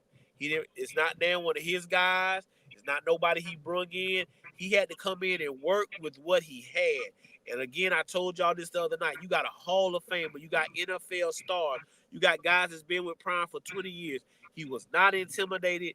He came in. He built the defense for these young men, and they are playing lights out for him right now. If you're talking about the best defensive coordinators in college football right now, if Robert Livingston isn't on that list, there's a real problem. And for all you haters out there, for all you haters that's in here listening, y'all told me and Rob, oh, Coach Hardy can't coach the linebackers. Can't. Hey, he has arguably two of the best linebackers in the country, but he can't coach. So y'all keep that up. Y'all keep that same energy y'all had when y'all told us that. But again, if you talking about best defensive coordinators in the country, Robert Livingston got to be on your list. You have Hey, to let me give read it this off of your team. Yes, sir. Let me read this out. Somebody named Solid Gold said, I'm sorry, Trevor's not a good linebacker. If he doesn't make the tackle on 3rd and 2, the game is over. Agree with you 100%. Agree with you. Agree with you. Well, I will put it to you this way. They're impressive with the numbers that they have right now. Can you imagine if they kept Hill Green and Bentley in on 3rd down, what their numbers would be? That's all I'm saying. Now let me go back to Livingston. I have to commend Livingston. He's done an outstanding job. But what I tell you, his best attribute is this. He knows how to deal with people. And he knows how to simplify things so that people can play at a fast level. He didn't come in here and say, oh, you got to run my scheme my way or the highway. He came in there and told those young men, we're going to make sure whatever you're good at, we're going to take advantage of that. I want you playing fast. I want you going to the ball. I want you out there instead of reacting. Instead of thinking, I want you reacting. And the next thing is this one here. When was the last time you saw a coach running gassers with their defensive players? Now, Right. you in Colorado, running gassers is different than other places. You can't breathe in Colorado. That air is a little different in Colorado. And you running gases and you talk about 20 or whatever the case may be. What I do like about it, it's fun now. That's the fun bunch. You got guys out there having fun, and they are putting career numbers. That's what's so cool about it. You got people doing Silman Craig, career numbers. You're looking at him, career numbers. You looking at Carter Stoudemire. He's out there balling. You look at McKinney. I will tell y'all this. People are like, oh, they get McKinney and them. They had opportunities. They're in places now where they can make plays. And those plays where they can go, they just got to catch the interceptions. Bentley, catch the interceptions. That's a big play defense. Kudos to Livingston. He's doing his job. Hey, they gave us some opportunity to make some plays last night. And I'm talking about threw the ball directly at us, and we just dropped the ball. Fumble out. Like, we make those plays, they don't score. And we drop those passes, they score on those drives. Rob, I'll add this too. People worry about sacks. Go back and watch the last 2 games. That Green on that 35, oh my goodness. He is flashing now. Y'all worried about sacks. He is flashing. If you go back and watch the game, Green is flashing. And ain't nobody talking about it. But when you go back and watch the game and see how you go back and watch it, he flashes. And he is doing fantastic. Hey, it's one play in my mind. I keep thinking about 35 coming straight down that line and taking that run. Like, he almost took the hand off how fast he was back down the backfield. And another play that's in my mind is that play Travis Hunter made where he's running across the field and make a tackle. ESPN, that's ESPN. That they should teach that tackle when they teach DBs. This is how you tackle somebody. And he drove him 10 yards back. What a play. Okay. All right. This Steve got excited then. Brought that up. Yeah. What's that? ESPN. All right. All right. We don't talk about let's talk about the defensive front. Big Barnes. Free Big Barnes. Free Barnes. Barnes did good last night to me, y'all. I don't care what nobody say. He didn't get no penalty. Got a little tired out there. But hey, I don't care what Steve say. That's my dog right there. Barnes is I ain't gonna say that. But anyway, Steve, I'm gonna let him go on this one. Steve, what you think about the defensive line on yesterday? Defensive line did fine. Defensive line, Shane Coates. Kudos to Shane Coates. I tell people all the time, Shane Coates is Mr. Consistent. He does everything you want him to do. He's fantastic. I don't have a problem with the defensive front. Not when I say not at all. And then I can't wait till the block bully gets back. It's going to get even stronger. So with me saying that, I will tell you this one here. I like your Barnes. The only thing I have my problems with Barnes, he gets tired too fast. And when he gets tired, he puts his hand in offensive lineman faces, and he should have got hit with a penalty yesterday for doing it. I just watch him. When he gets tired, he goes back to bad habits. And all I'm saying is, I don't know him. When they get him to a point where he's highly motivated and in shape, he is going to change things for CU because he's a game changer. He is a game changer, but just need to get in shape a little bit. That's all I see, but that's just me. Hey, when you look at Big Barnes, he's getting in game shape, and he's getting stronger and stronger. He looked fresh at the end. I can tell you that. And when we needed him to step up, he stepped up and he took commanding double teams. Just imagine having Barnes and Chidozie in there, because when you get Barnes and Chidozie, it's y'all worry about getting some pressure. We're gonna get some pressure. We're gonna get some pressure. But what I will say with our interior line, they gotta go finish sacks, because the edges are giving them opportunities, because they are so afraid of our edges that our interior line gotta go make the plays. And Shane Coates really made a play when we needed him to go make a sack. Our D line are going to go make plays. Our D ends definitely are going to go make plays in the running game for sure. But we can start to get our interior line to collect some of those sacks. It's going to open it up for the outside edges to make sacks. Overall, our defensive line is getting better and better. And we just got to get healthy, because we're not even fully healthy. We get healthy in that interior line. Hey, you got to worry about Barnes playing that many plays, because he'll be able to be more fresh. It's just he's having to play more plays because Chidozie's out, and we got another player that's not playing too also. So those things will get cleaned up as we get healthier. After this game, we go on a bye. So I think we'll get healthy, ready for K-State. Everybody hit it on the head. Barnes did what we expected him for him to do. He commanded double team. He low center of gravity. He making you block him. Shane Coates is gonna be Shane Coates. He got the L on his chest for a reason. He's the leader of them guys up front. I like the way McNeil played yesterday. I think he played pretty well. But Unc hit it on the head. Y'all talking about sacks. BJ Green, a football player. BJ Green, a football player. Ain't no ifs, ands, and buts about it. He making big plays. He making big stops. And that's what you want from a defensive end. What he did yesterday, that's what defensive ends get money made for. Like Rob said, the ends are going up, feel like they're supposed to, and pushing that quarterback inside. So the defensive tackle should be the guys making the sacks right now. So we got to get off some blocks a little better. But I'm not disappointed at all with what I saw from the defensive line. Like you say, we get healthy. We get the block bullet back with Barnes and Carter whenever he gets healthy. I think people gonna be in for a rude awakening. So we hitting our stride right where we need to.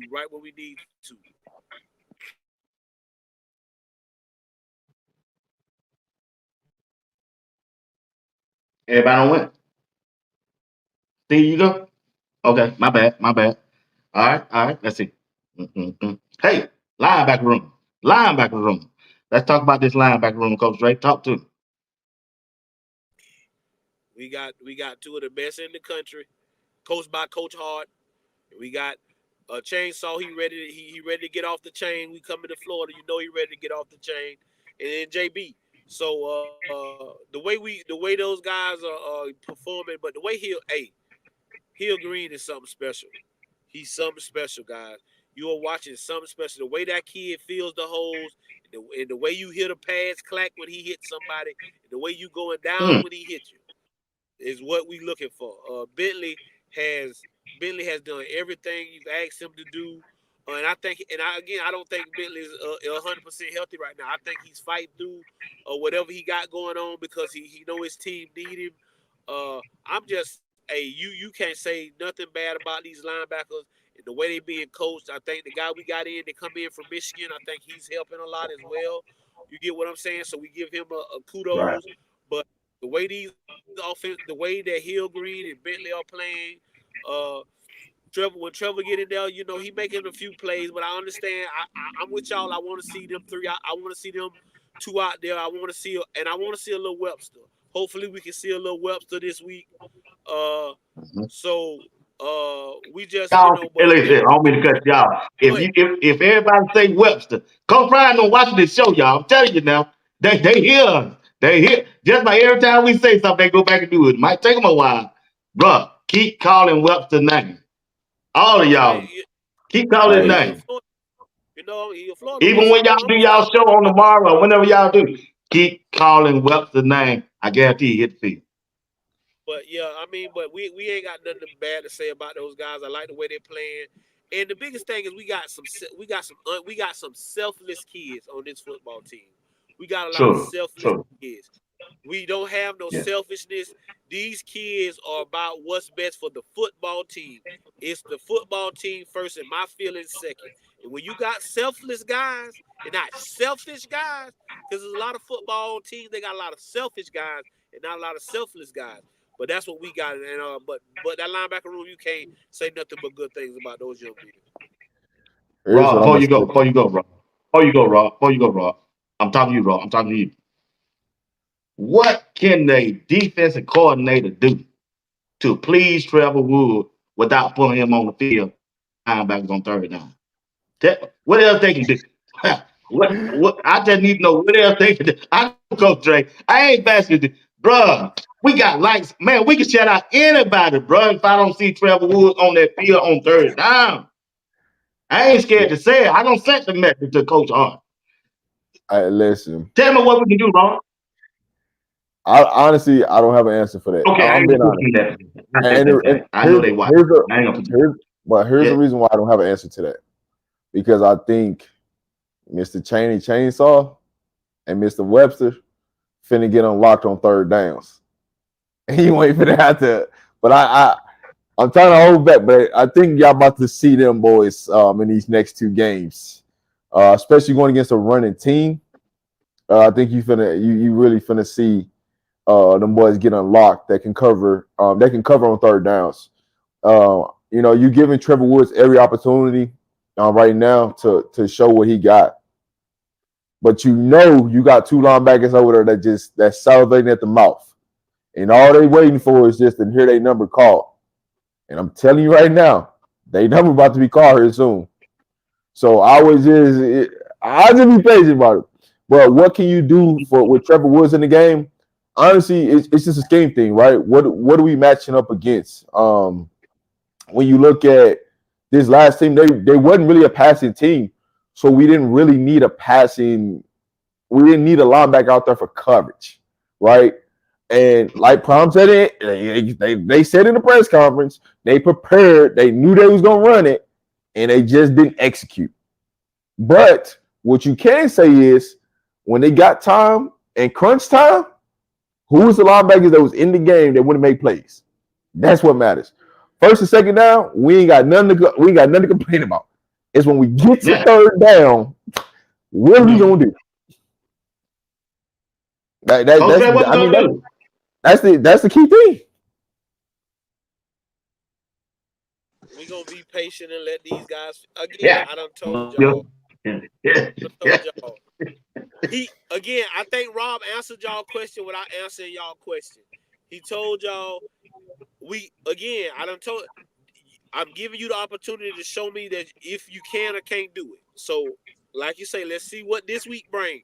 Again, I don't think we're gonna have to worry about passing that much because UCF gonna try to run the ball, but Yeah. so I don't think you will see him on the field that much this week because UCF gonna try to run the ball. So y'all it'll be okay. I promise y'all it's gonna be okay. I done told y'all that once before. Yeah, Yeah. just I stick mean, with it. Baylor was 7 for 17, but on those 7, it just felt like it was demoralizing because it was like Yeah, there were it was. Felt like it was demoralized. When you can get off the field, go ahead, Stephen. Well, you know now, baby. You know sometimes you got to go to Coach Prime and you got to say come to my office, Trevor. You got to come to my office, baby. I'm watching you on the tape, baby, and it's just not right. It's just not right. What we gonna do now? What we gonna do? We gonna make you happy, Trevor. We gonna sit you on special teams and we gonna get it right there. And what we gonna do?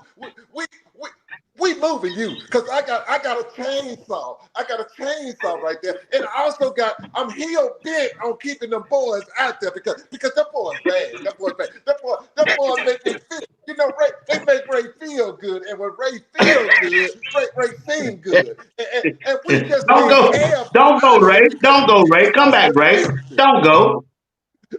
Well, Don't I go. know you don't want to go, baby, but David, I just got to get out of here. Now what's going to happen? Trevor, we love you, baby. We love you. But Ray got to pick the right one, baby. And right now you're not the right one. The right one is heel bent. Heel bent is the crew, and we're gonna go that way. And we want you to feel good. And I want you to go over here with the Raylets. And the Raylets will go over there and they'll sing to you. But right now, Trevor, you got to move, baby. You got to move, baby. We got to move. But that's all. You crazy, what Ray Charles? What Ray say? Yeah, you're cheating. Now don't look like woman. Now don't feel like woman. Now want my money? I want my money. Joe, get me the hell out of here. Don't go, Ray. Don't go. But hey, I like Trevor Wood, man. Like I I said, said it. somebody said in the chat, if it weren't for that tiger he made on 32, yeah, they were lost. Now, here's one thing I want you to think about, BWatts. If Shiloh's healthy, you may not see Trevor Woods on the field. That's a good point. I think me and Steve were talking about that the other night. Yeah, you might be a good point. I know somebody else we didn't see Charlie. He could have been injured, but hey, yeah. But anyway, Now, the pressure Charlie, got heavy up in Colorado, Coach Dre. I know you don't want me to talk about it. hey, Yeah, get me the hell out of here. Ray, don't go. Charlie did come in the game, and the only reason he came in the game was because Michael was sitting on the table getting wrapped up. And that's why he was in the game. And once Micah came back from out of off the medical table, you didn't see Charlie. Okay, but anyway, they still part of the thing. I like them, man. But anyway, but check this out. We finna get in the meat of this schedule, right? So let's switch and talk about the cornerback. Now, in the game time, I kept saying we was in a group text. Steven, who else in that group text? A lot of us in that group text. I think Greg. I said, man, why they keep picking on DJ? And is it because it rained or because they don't want to throw on Travis out? He kept on getting up them third down plays. When I went back and watched it today, look like he ain't physical enough over there to me. He don't put it. He don't jam the wide receiver like I want him to. I could be wrong, but I'm going by what I saw. He got beat on third downs a lot. And Preston Harden had no good game yesterday. I know everybody can have a bad game, but still, that's what I was looking at when we talking about the cornerback position. Come on, Coach Stray, talk to me. I mean, everybody do awful. I think he got to get his hands on him. Preston just got to turn. I think DJ just got to turn around. There you go. He didn't turn around. He never turn around. He did turn around. And you got to you got to take advantage of your moments. I mean, it hit you right in the hands. I'm talking about it hit you right in the hands. We going up the sideline for yeah. six. It hit you right in the hands. So, we just got. It was raining too, so I could actually. We gotta take advantage of the moments. But I'm still good with all them guys.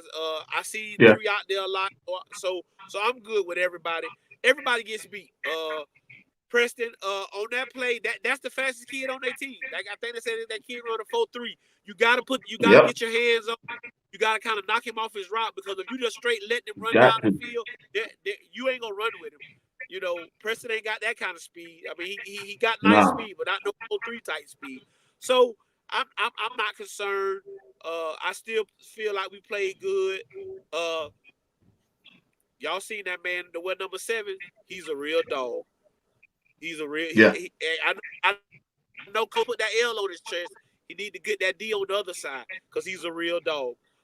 That kid is what you looking for, and I'm pleased with Stoudemire. I think he messed up maybe a couple times. He wasn't lined up right, I think. But besides He that, did. He did. I think besides that, I wasn't. I need Hodge to just turn around a little bit. When he see the ball, when he feel like the ball coming his way, I need him to just turn around, because I think he could have knocked a couple of them down because of his arm length. He long and leaky. So, but I'm not concerned with those guys. I think them guys will have a bounce back. We got a great coach in Mathis, and you got Prime and all those guys back there. So I'm not concerned. I think we're good. When it comes So to Rob, before you DJ, go on that, do you think they need to play more zone than man to man at certain point? Or they, man, it was 3rd and 13. They said man. no, Why? actually, honestly, because I'm gonna break it down to where you can if you go back and watch it, it'll start to make sense for you. When you looked at DJ, it's all just technique, just him understanding. Use these long arms, man. God didn't bless you with them. Just use them. Like, you got opportunities, and it's just all about just technique, just going to go find the ball. If he starts to understand how to find the ball in air, he will make a lot more plays where these won't be completions. Simply what they did against President Hodge was just pure scheme. It was just pure scheme. They sent his man in motion so much that had him on the run, so he couldn't get his hands on the wide receiver.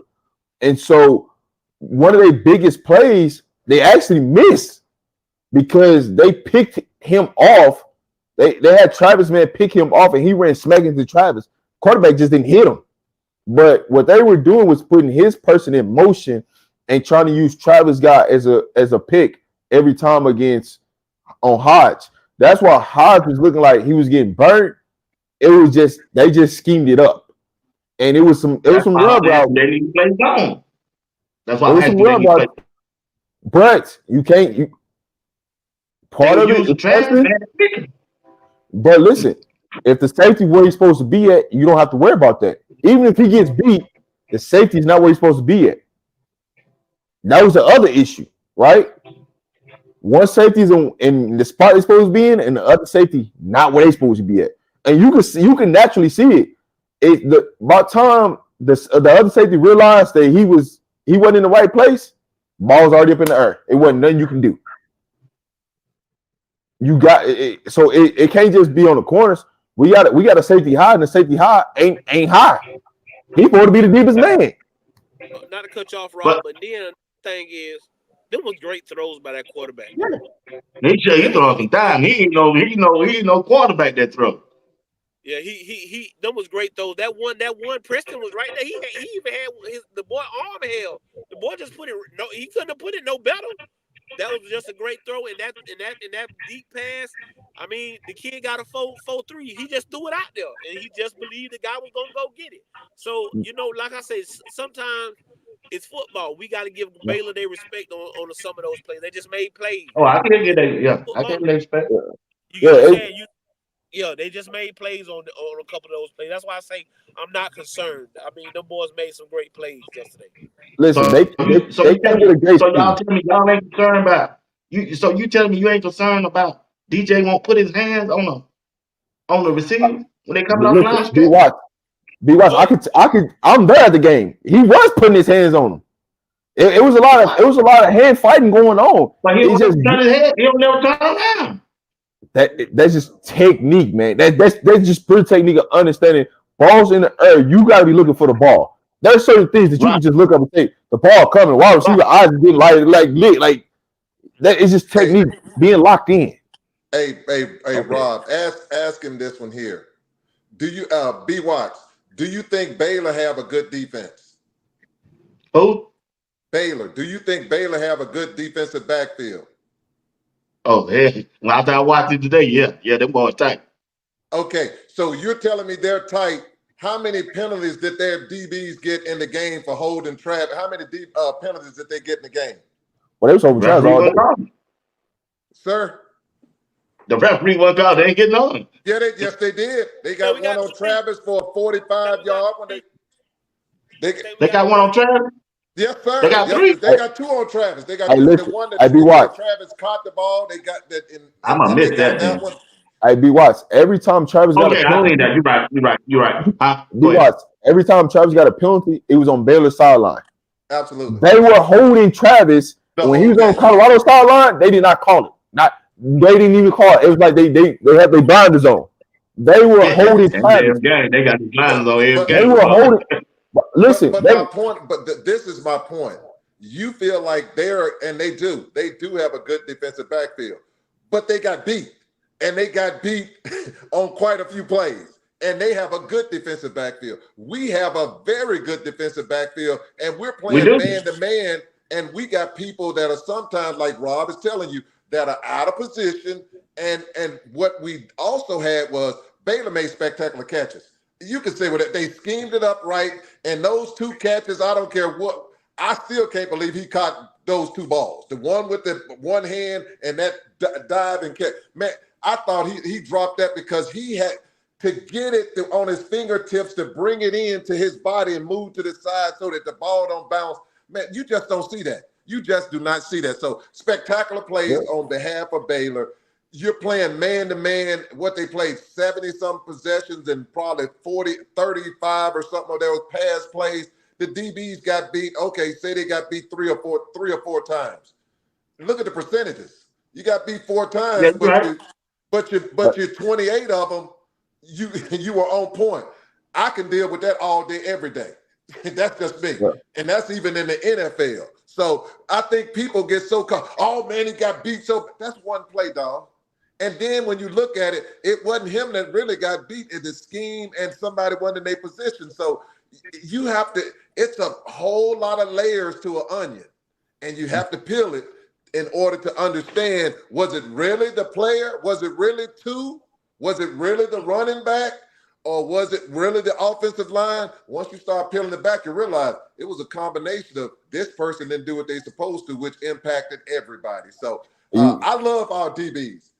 When I say they are our future, I just got a little concerned. Hey, Mr. Steve, you talking about pulling back that onion?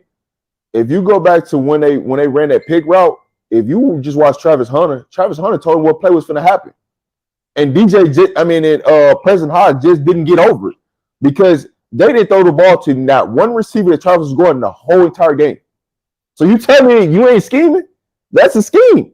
I'm not going at Travis Hunter, so I got to do something. Whoever's on Travis Hunter to scheme something up to get it to the wide receiver that's on his side, and that's all they did.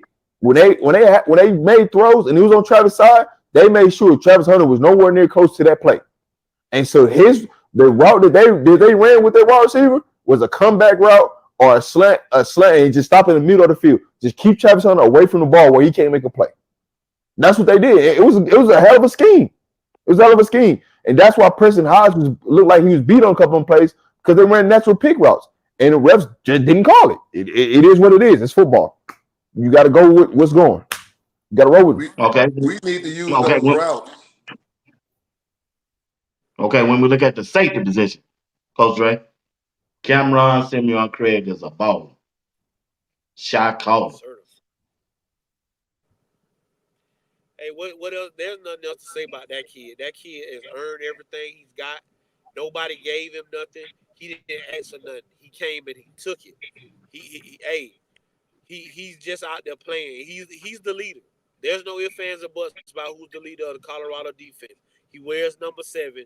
He does everything. He on that last play, he lined Travis up to make sure Travis was where he needed to be at that play. That guy he's for real, man. Yeah. If you watch it, go back and watch. He telling Travis move up. You know he finna run the ball. Baylor not finna try. Baylor been running the ball all night. They ain't finna try to throw no ball. They finna try to run the ball and try to tie the game up. That guy is everything you want. But y'all say Coach Prime can't coach. He been coaching that kid since high school. Just in case y'all, Coach Hart can't coach. He been coaching that kid since high school. You know, just word for thought. But him and Stoudemire, they've been doing a great job back there. I'm so proud of Stoudemire to come back off the injury and to play the way he's been playing. Like I say, a couple times he just alignment and assignment. I think he was lined up wrong, made a few errors, but he made some big tackles. Uh, and like Rob said, when Shiloh get back, we gonna have some real close conversations about what's gonna happen back there, or somebody down in the box might be in a little trouble because 21 is gonna be on the field because he the headache CEO.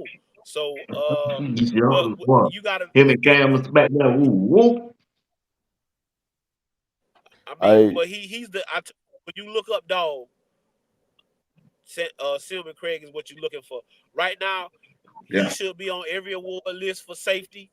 He should be to be on the Big 12 first team, all of that. If we ain't talking about that for Silman Craig, then y'all ain't watching football. Because there's Yeah. nobody playing week to week like he's playing, coming down, making tackles. So we proud of that guy.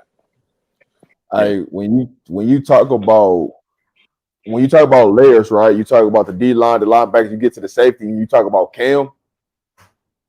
This D line is allowing Cam to just play free and allow him to go make every play that you imagine that you want somebody to come up and make. He's going to go make it. He's going to go make it out in open space. I thought he was going to take that dude's head off when that quarterback threw that ball out there to that wide receiver. I'm like, I know you see Cam Hey, I make got the that. video. I got the video. I'm gonna show it tonight, bro. Since you said that, but my internet acting up. Yeah, I Hey, got it. I seen it. hey, I thought it was gonna be it was gonna be a wrap for him. I thought he about to go to the hospital. For sure. But no, when you look at Cam, man, he's just a person. He just a guy you want in your locker room. A guy that shows you if you put your head down and you just work, study film, do everything the right way, you gonna get rewarded, and you gonna benefit of your fruits from your labor. That's what Cam is. And I think a lot of people, he don't get his just due because he doesn't have the big name. He ain't out there talking. He's just coming out there showing you, hey man, I brought my lunch pail today. Is you gonna match my energy? One thing is it's three things we can count on this, four things we can count on this defense right now. Travis Hunter, Cam, Hill Green, Bentley. Remember the four players right now, when it's time to go make a play, one of them forward making a play. Now, like Prom said, we got 7 people, right, on the defense side that's making a play. What happens when we can get all 11? Everybody doing their job. Right. So, hey, Cam is doing what he's supposed to do. He just finally getting a recognition that we already knew who he was. And that's what you love about it. As far as Carter, hey, it really don't show that Shiloh's missing. Now, there's some things we can clean up, but it don't show too much that Shiloh missing. You know what I'm saying? And also, this is what you got to get your hands out to Robert Lipson. Robert Lipson ain't putting none of these players in a position to show their weakness. He's giving them opportunities to play at their strength and do what they do best. But that's it. Go ahead, Mr. Steve. Hey, what I like is this one here. Silman Craig play speaks for itself. He don't have to say anything. We gonna talk for him because he is doing everything you ask a player to do. He's leading, and his production is second to none. The next thing I like is this one here. And I tell people, how can you put Carter Stoudemire on a bench now? He has played his way to the way that defense is performing. I don't care who's hurt or who's not hurt. You put a talent like that on the bench, it's gonna hurt. It's gonna hurt big time. When that defense is performing the way they're performing right now, you got to just incorporate Shiloh when he get back, incorporate him back into the flow of things because they are moving right now. This defense is going in the right direction. You got the leader of the defense right now, which is Craig, which is him and Hill Green and Bentley that are leading it. And all we need to do is say, hey, when I tell people the defense should tell the offense, come watch the show. You got a choice. You can be a part of it or you can watch it. But we putting a show on. And that's every week the defense puts on a show. And that's the attitude that I want to see because that's a winning attitude. It lets the offense know you don't have to, we don't need saviors over here. Just do your part. We're going to do our part and we're going to win as a team. That's what you want. So I'm liking what I'm seeing. When was the last time Colorado can say they got so much depth back there that they got an issue of what they're going to do with Carter when Shiloh come back? That's a good issue to have. All right, guys. Got about 10 more minutes. Let's end it. Let's talk about special teams. Special teams. Somebody I think somebody texted me and said somebody got an ACL tear. I forgot who they said. I was just about to talk about Jay that. Philly, Yeah, I Who? mean, prayers to Philly. He got hurt making a play. Well, prayers to him. He torn ACL. He's out for the season. Prayers to him and his family. Hope he gets healthy soon. And it's heartbreaking to see it. So when people talk about why we start push kicking on kickoff returns, things like that, he was the person that is the normal kicker that got hurt on special teams. So Wow. I didn't know. Phil. Man. So how did he get hurt? I missed that play. he did a push kick, but he came down to make the tackle, and it was kind of like a knee to knee, because he was involved in the tackle, and you kind of knew when he didn't He get up. crawled in went down that time to take. Yeah, he used to play linebacker, so that's part of the reason why sometimes y'all be like, why you don't? Because he be trying to go down and make plays. He trying to show coach he still got it. I still got it, coach. It was just he just happened to be in the play, and it was it was a terrible, but I mean it happened. I don't know if y'all got to see it on TV, but seeing it in person, that's yeah. So Jay Fruity, the kicker, he the kickoff, specialist towards ACL. Okay. All right. Appreciate that update, Rob. All right, we're getting ready to play UCF for the last 10 minutes. Let's talk about UCF and what do Colorado have to do to win this game. Gonna start with Rob, then we'll go with Steven, then we'll go with Coach Drake. Coach Drake. Yeah, I was gonna let Dre go. This is backyard. First and foremost, we don't Florida boys get over emotional. We got to keep our emotions in check this week. It's only a big game because it's the next game. I don't want them to put more on it what it is. It's another conference game, but it's only a big game because it's the next game. UCF they gonna stick to their guns. Gus Malzahn gonna come in here with KJ. He gonna try to run the football. They got a couple of good backs. So that's what they gonna try to stick to. Their defense is okay. I think we can do what we've been doing, but we gonna come to play. But what we can't do, Jimmy, LeJontay, Asan, all the boys from Florida. I don't want y'all to get caught up in coming home, and it's so much pressure in performing. We got to perform like this.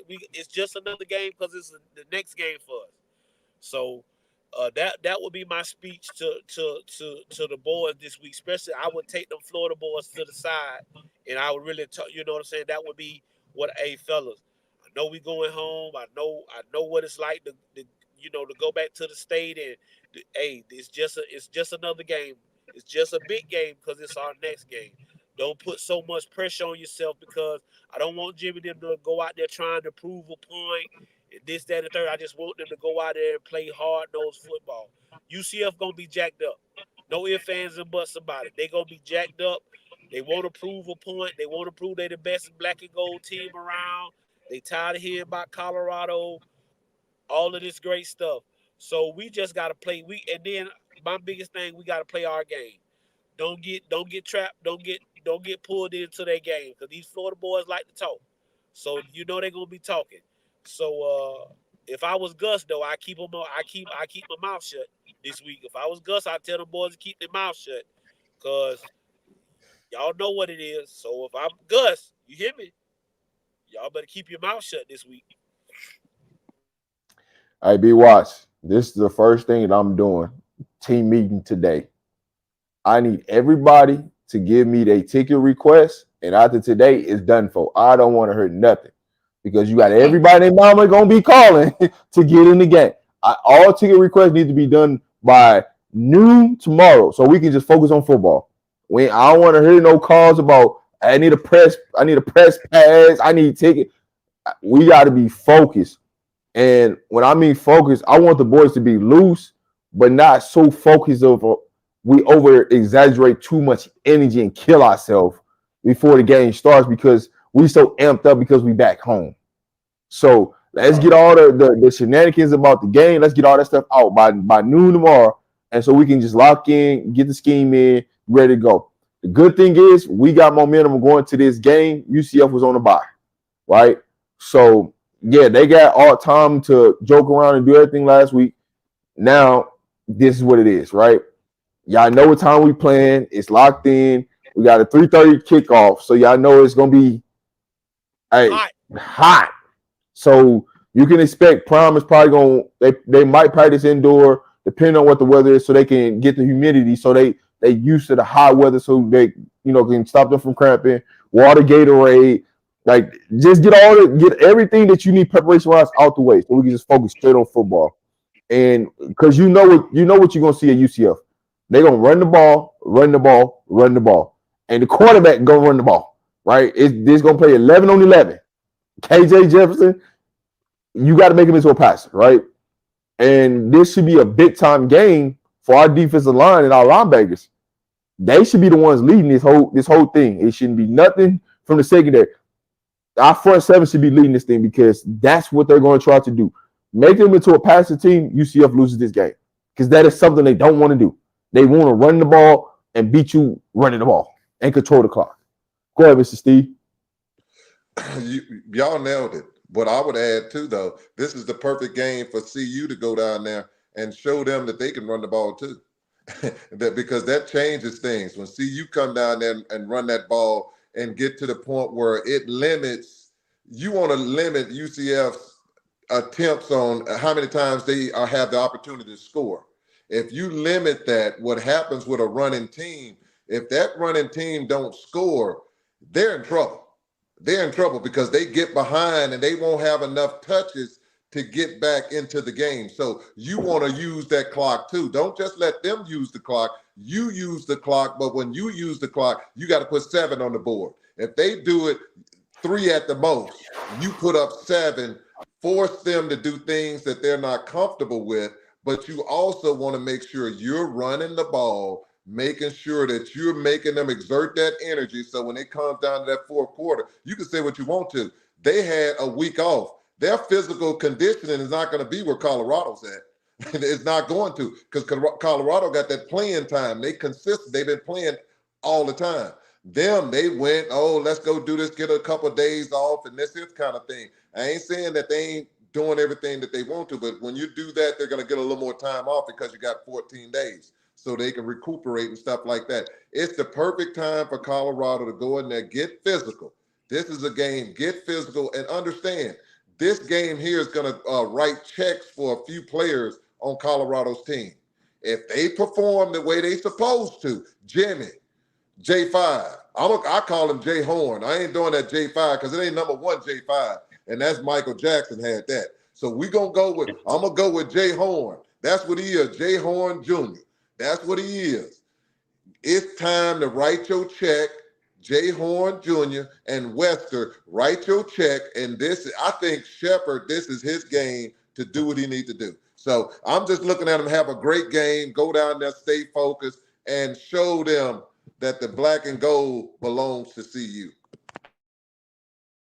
All right.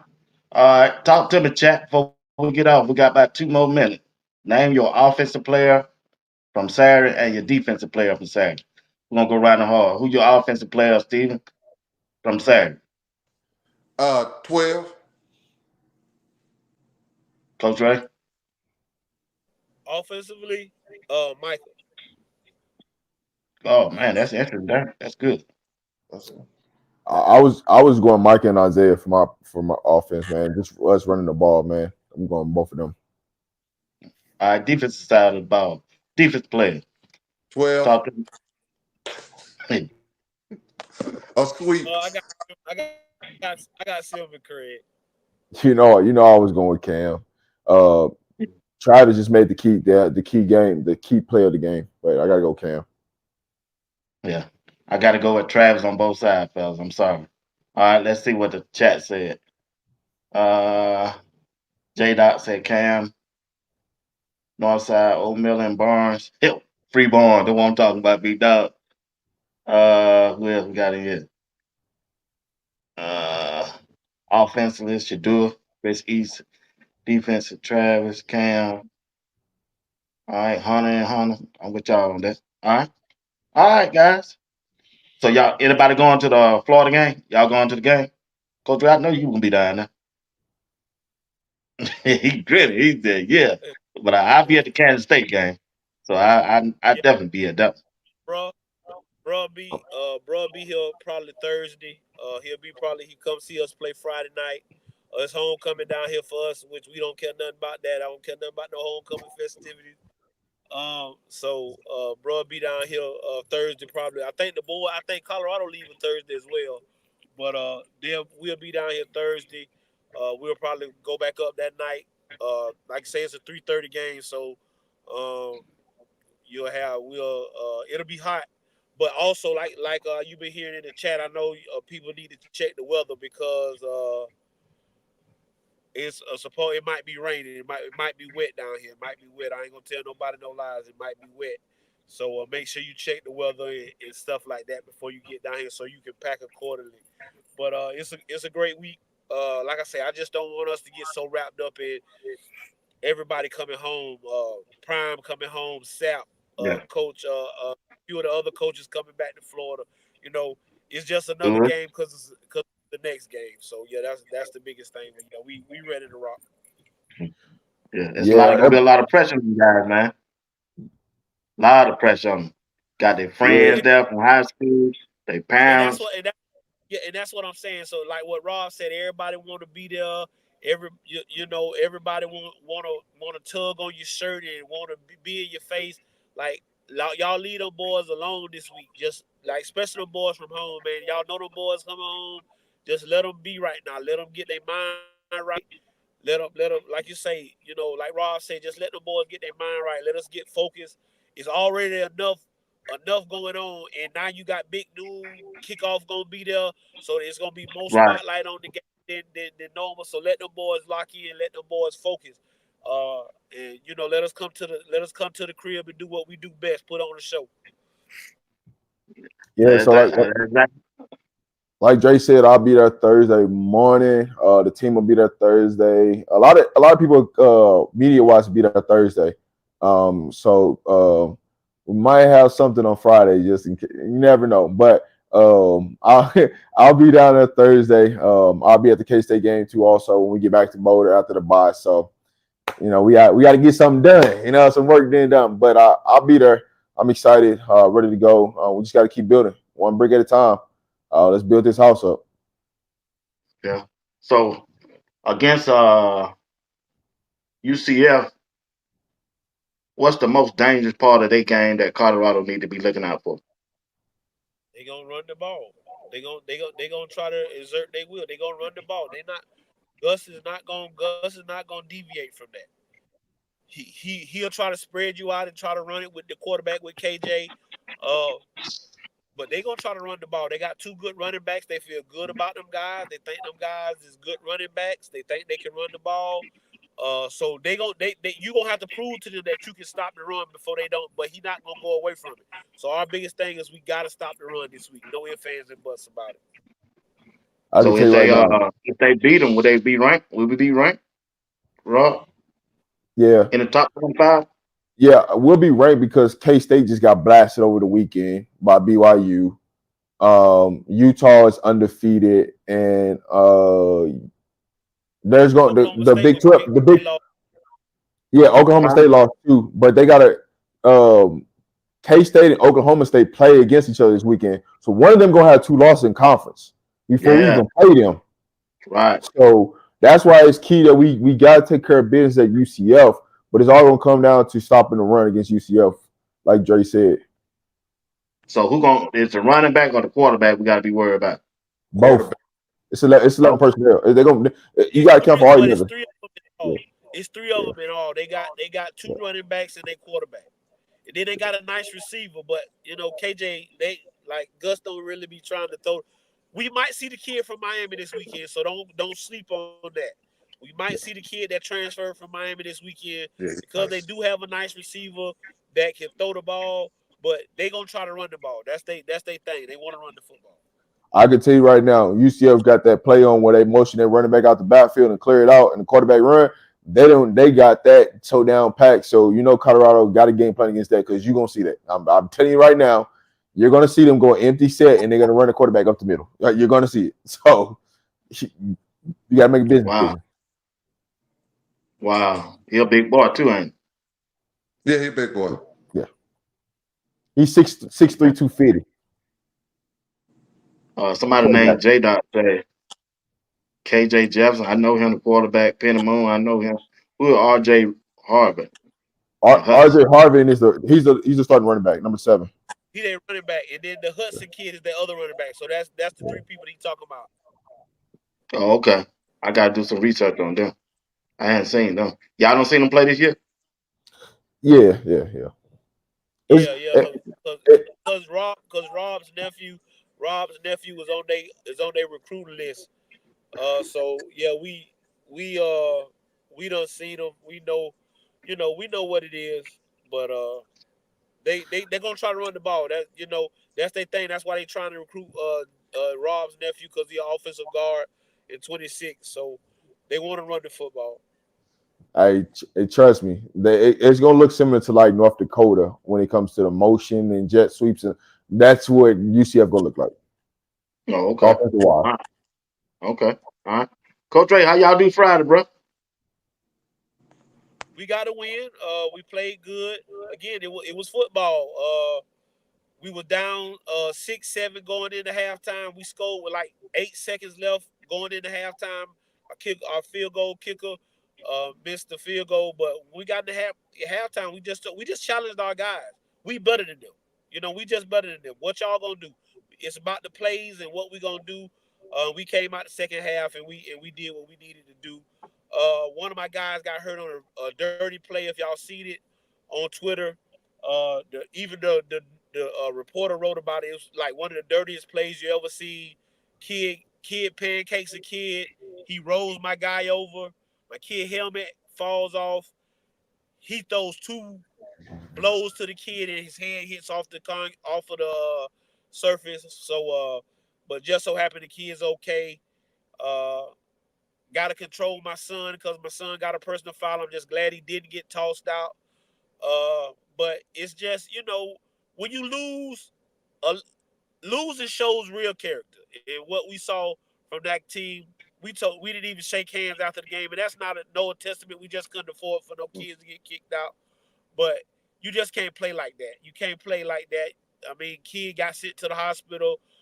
Take away from my boys' win because they hurt. They don't know what's wrong with their brother. Got all these boys at the hospital. We stayed up there all night. So it's been a long weekend, but we got through it.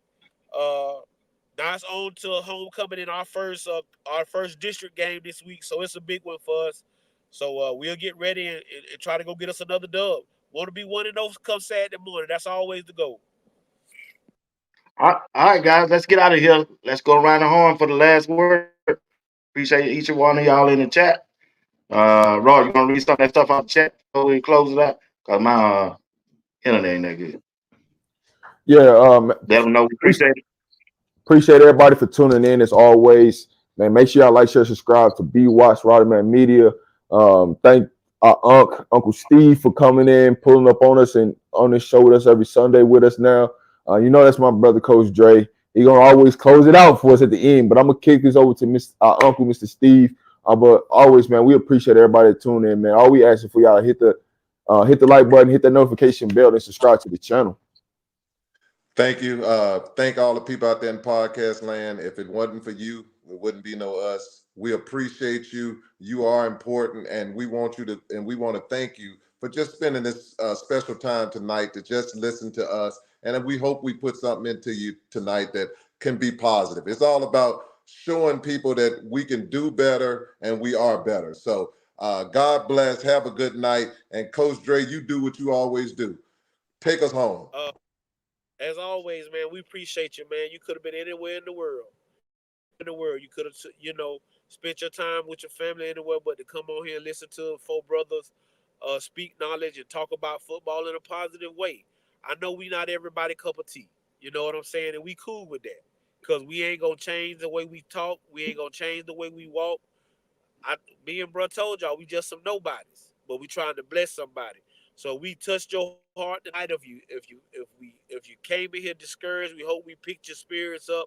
And that's what we here to do, man. We here to pick spirits up and to bless people.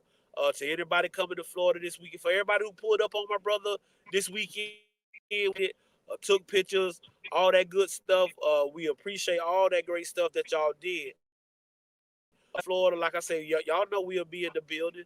And as I always tell y'all, man, if you send no ships out, no ships will come in. And if there's no contest, no win. Games can't be won if they haven't been played, and prayers can't be answered if they haven't been prayed. I am your man, Coach Drake. That is my brother, RobDaMan. My brother, BWatts, and my Uncle Steve. We'll see y'all next Sunday. All right, fellas. Appreciate y'all. Y'all have a good weekend. Appreciate you, Steve. All right. Want to thank everybody for tuning in once again. If y'all don't mind, hit that like button and subscribe to Sports Talk with BWatts Entertainment and also RobDaMan Media if you don't mind. Appreciate it. And don't forget the sponsor for this show tonight. Hey, if you like a shirt like this, all you got to do is put your order in. You can go on my YouTube page, you go to the community section, and there's a link up there and all the information that you can get and the screen. And the information is rolling at the bottom of the screen. Once again, thank y'all for tuning in tonight. And Monday, Tuesday, Wednesday, Thursday, Friday, Saturday, and Sunday at 8 p.m. Eastern Time. All right. Peace out. Hope y'all have a good weekend, and may God continue to bless each one of you as well as your family. Thank y'all for tuning in. Hey, wouldn't be a show without y'all. I appreciate you. I really do. God bless.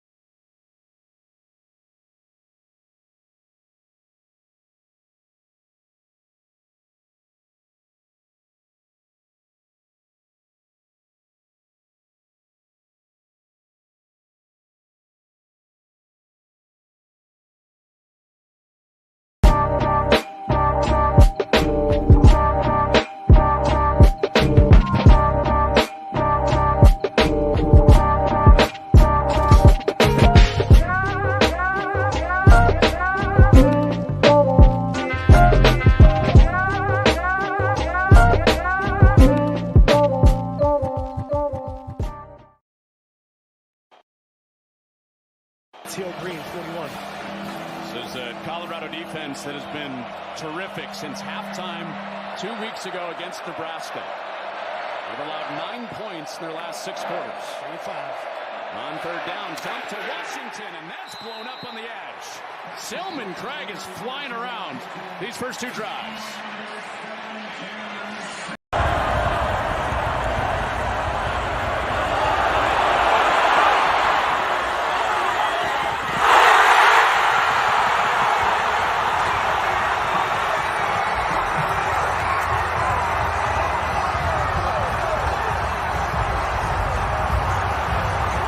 For Colorado, chasing 2 touchdowns. Linton, and Sanders ducks out of it. Another magician-like maneuver, and he hits a man downfield. It's Miller. I don't think he's down. He's knocked out. Off to the races.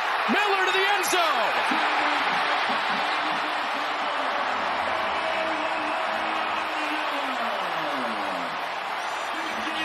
Omarion Miller's first catch of the season. Opportunity, right? Right? You look at your brother in the eye and say, hey, we're going to go out there and dominate this. Let me paint a picture for you, right? They get the ball on offense. They're going to go down and score. It's either 17-3 or 21-3, right? They're going to have to start chucking it. Let's see the rushers. Let's see the cover players. And I swear to God, we'll be partying right here in the locker room after this. All right? Let's go, Cam. You got it, baby boy. Hey, Hogan, baby. Hunter comes out for this snap. Ooh, Marshall. Oh, goodness. How many times have we seen Nikhai Hill-Green lower the boom? Oh, my goodness. I love Nikhai Hill-Green.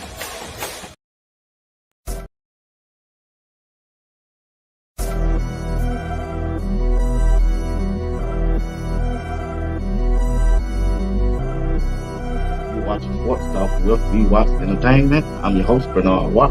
We said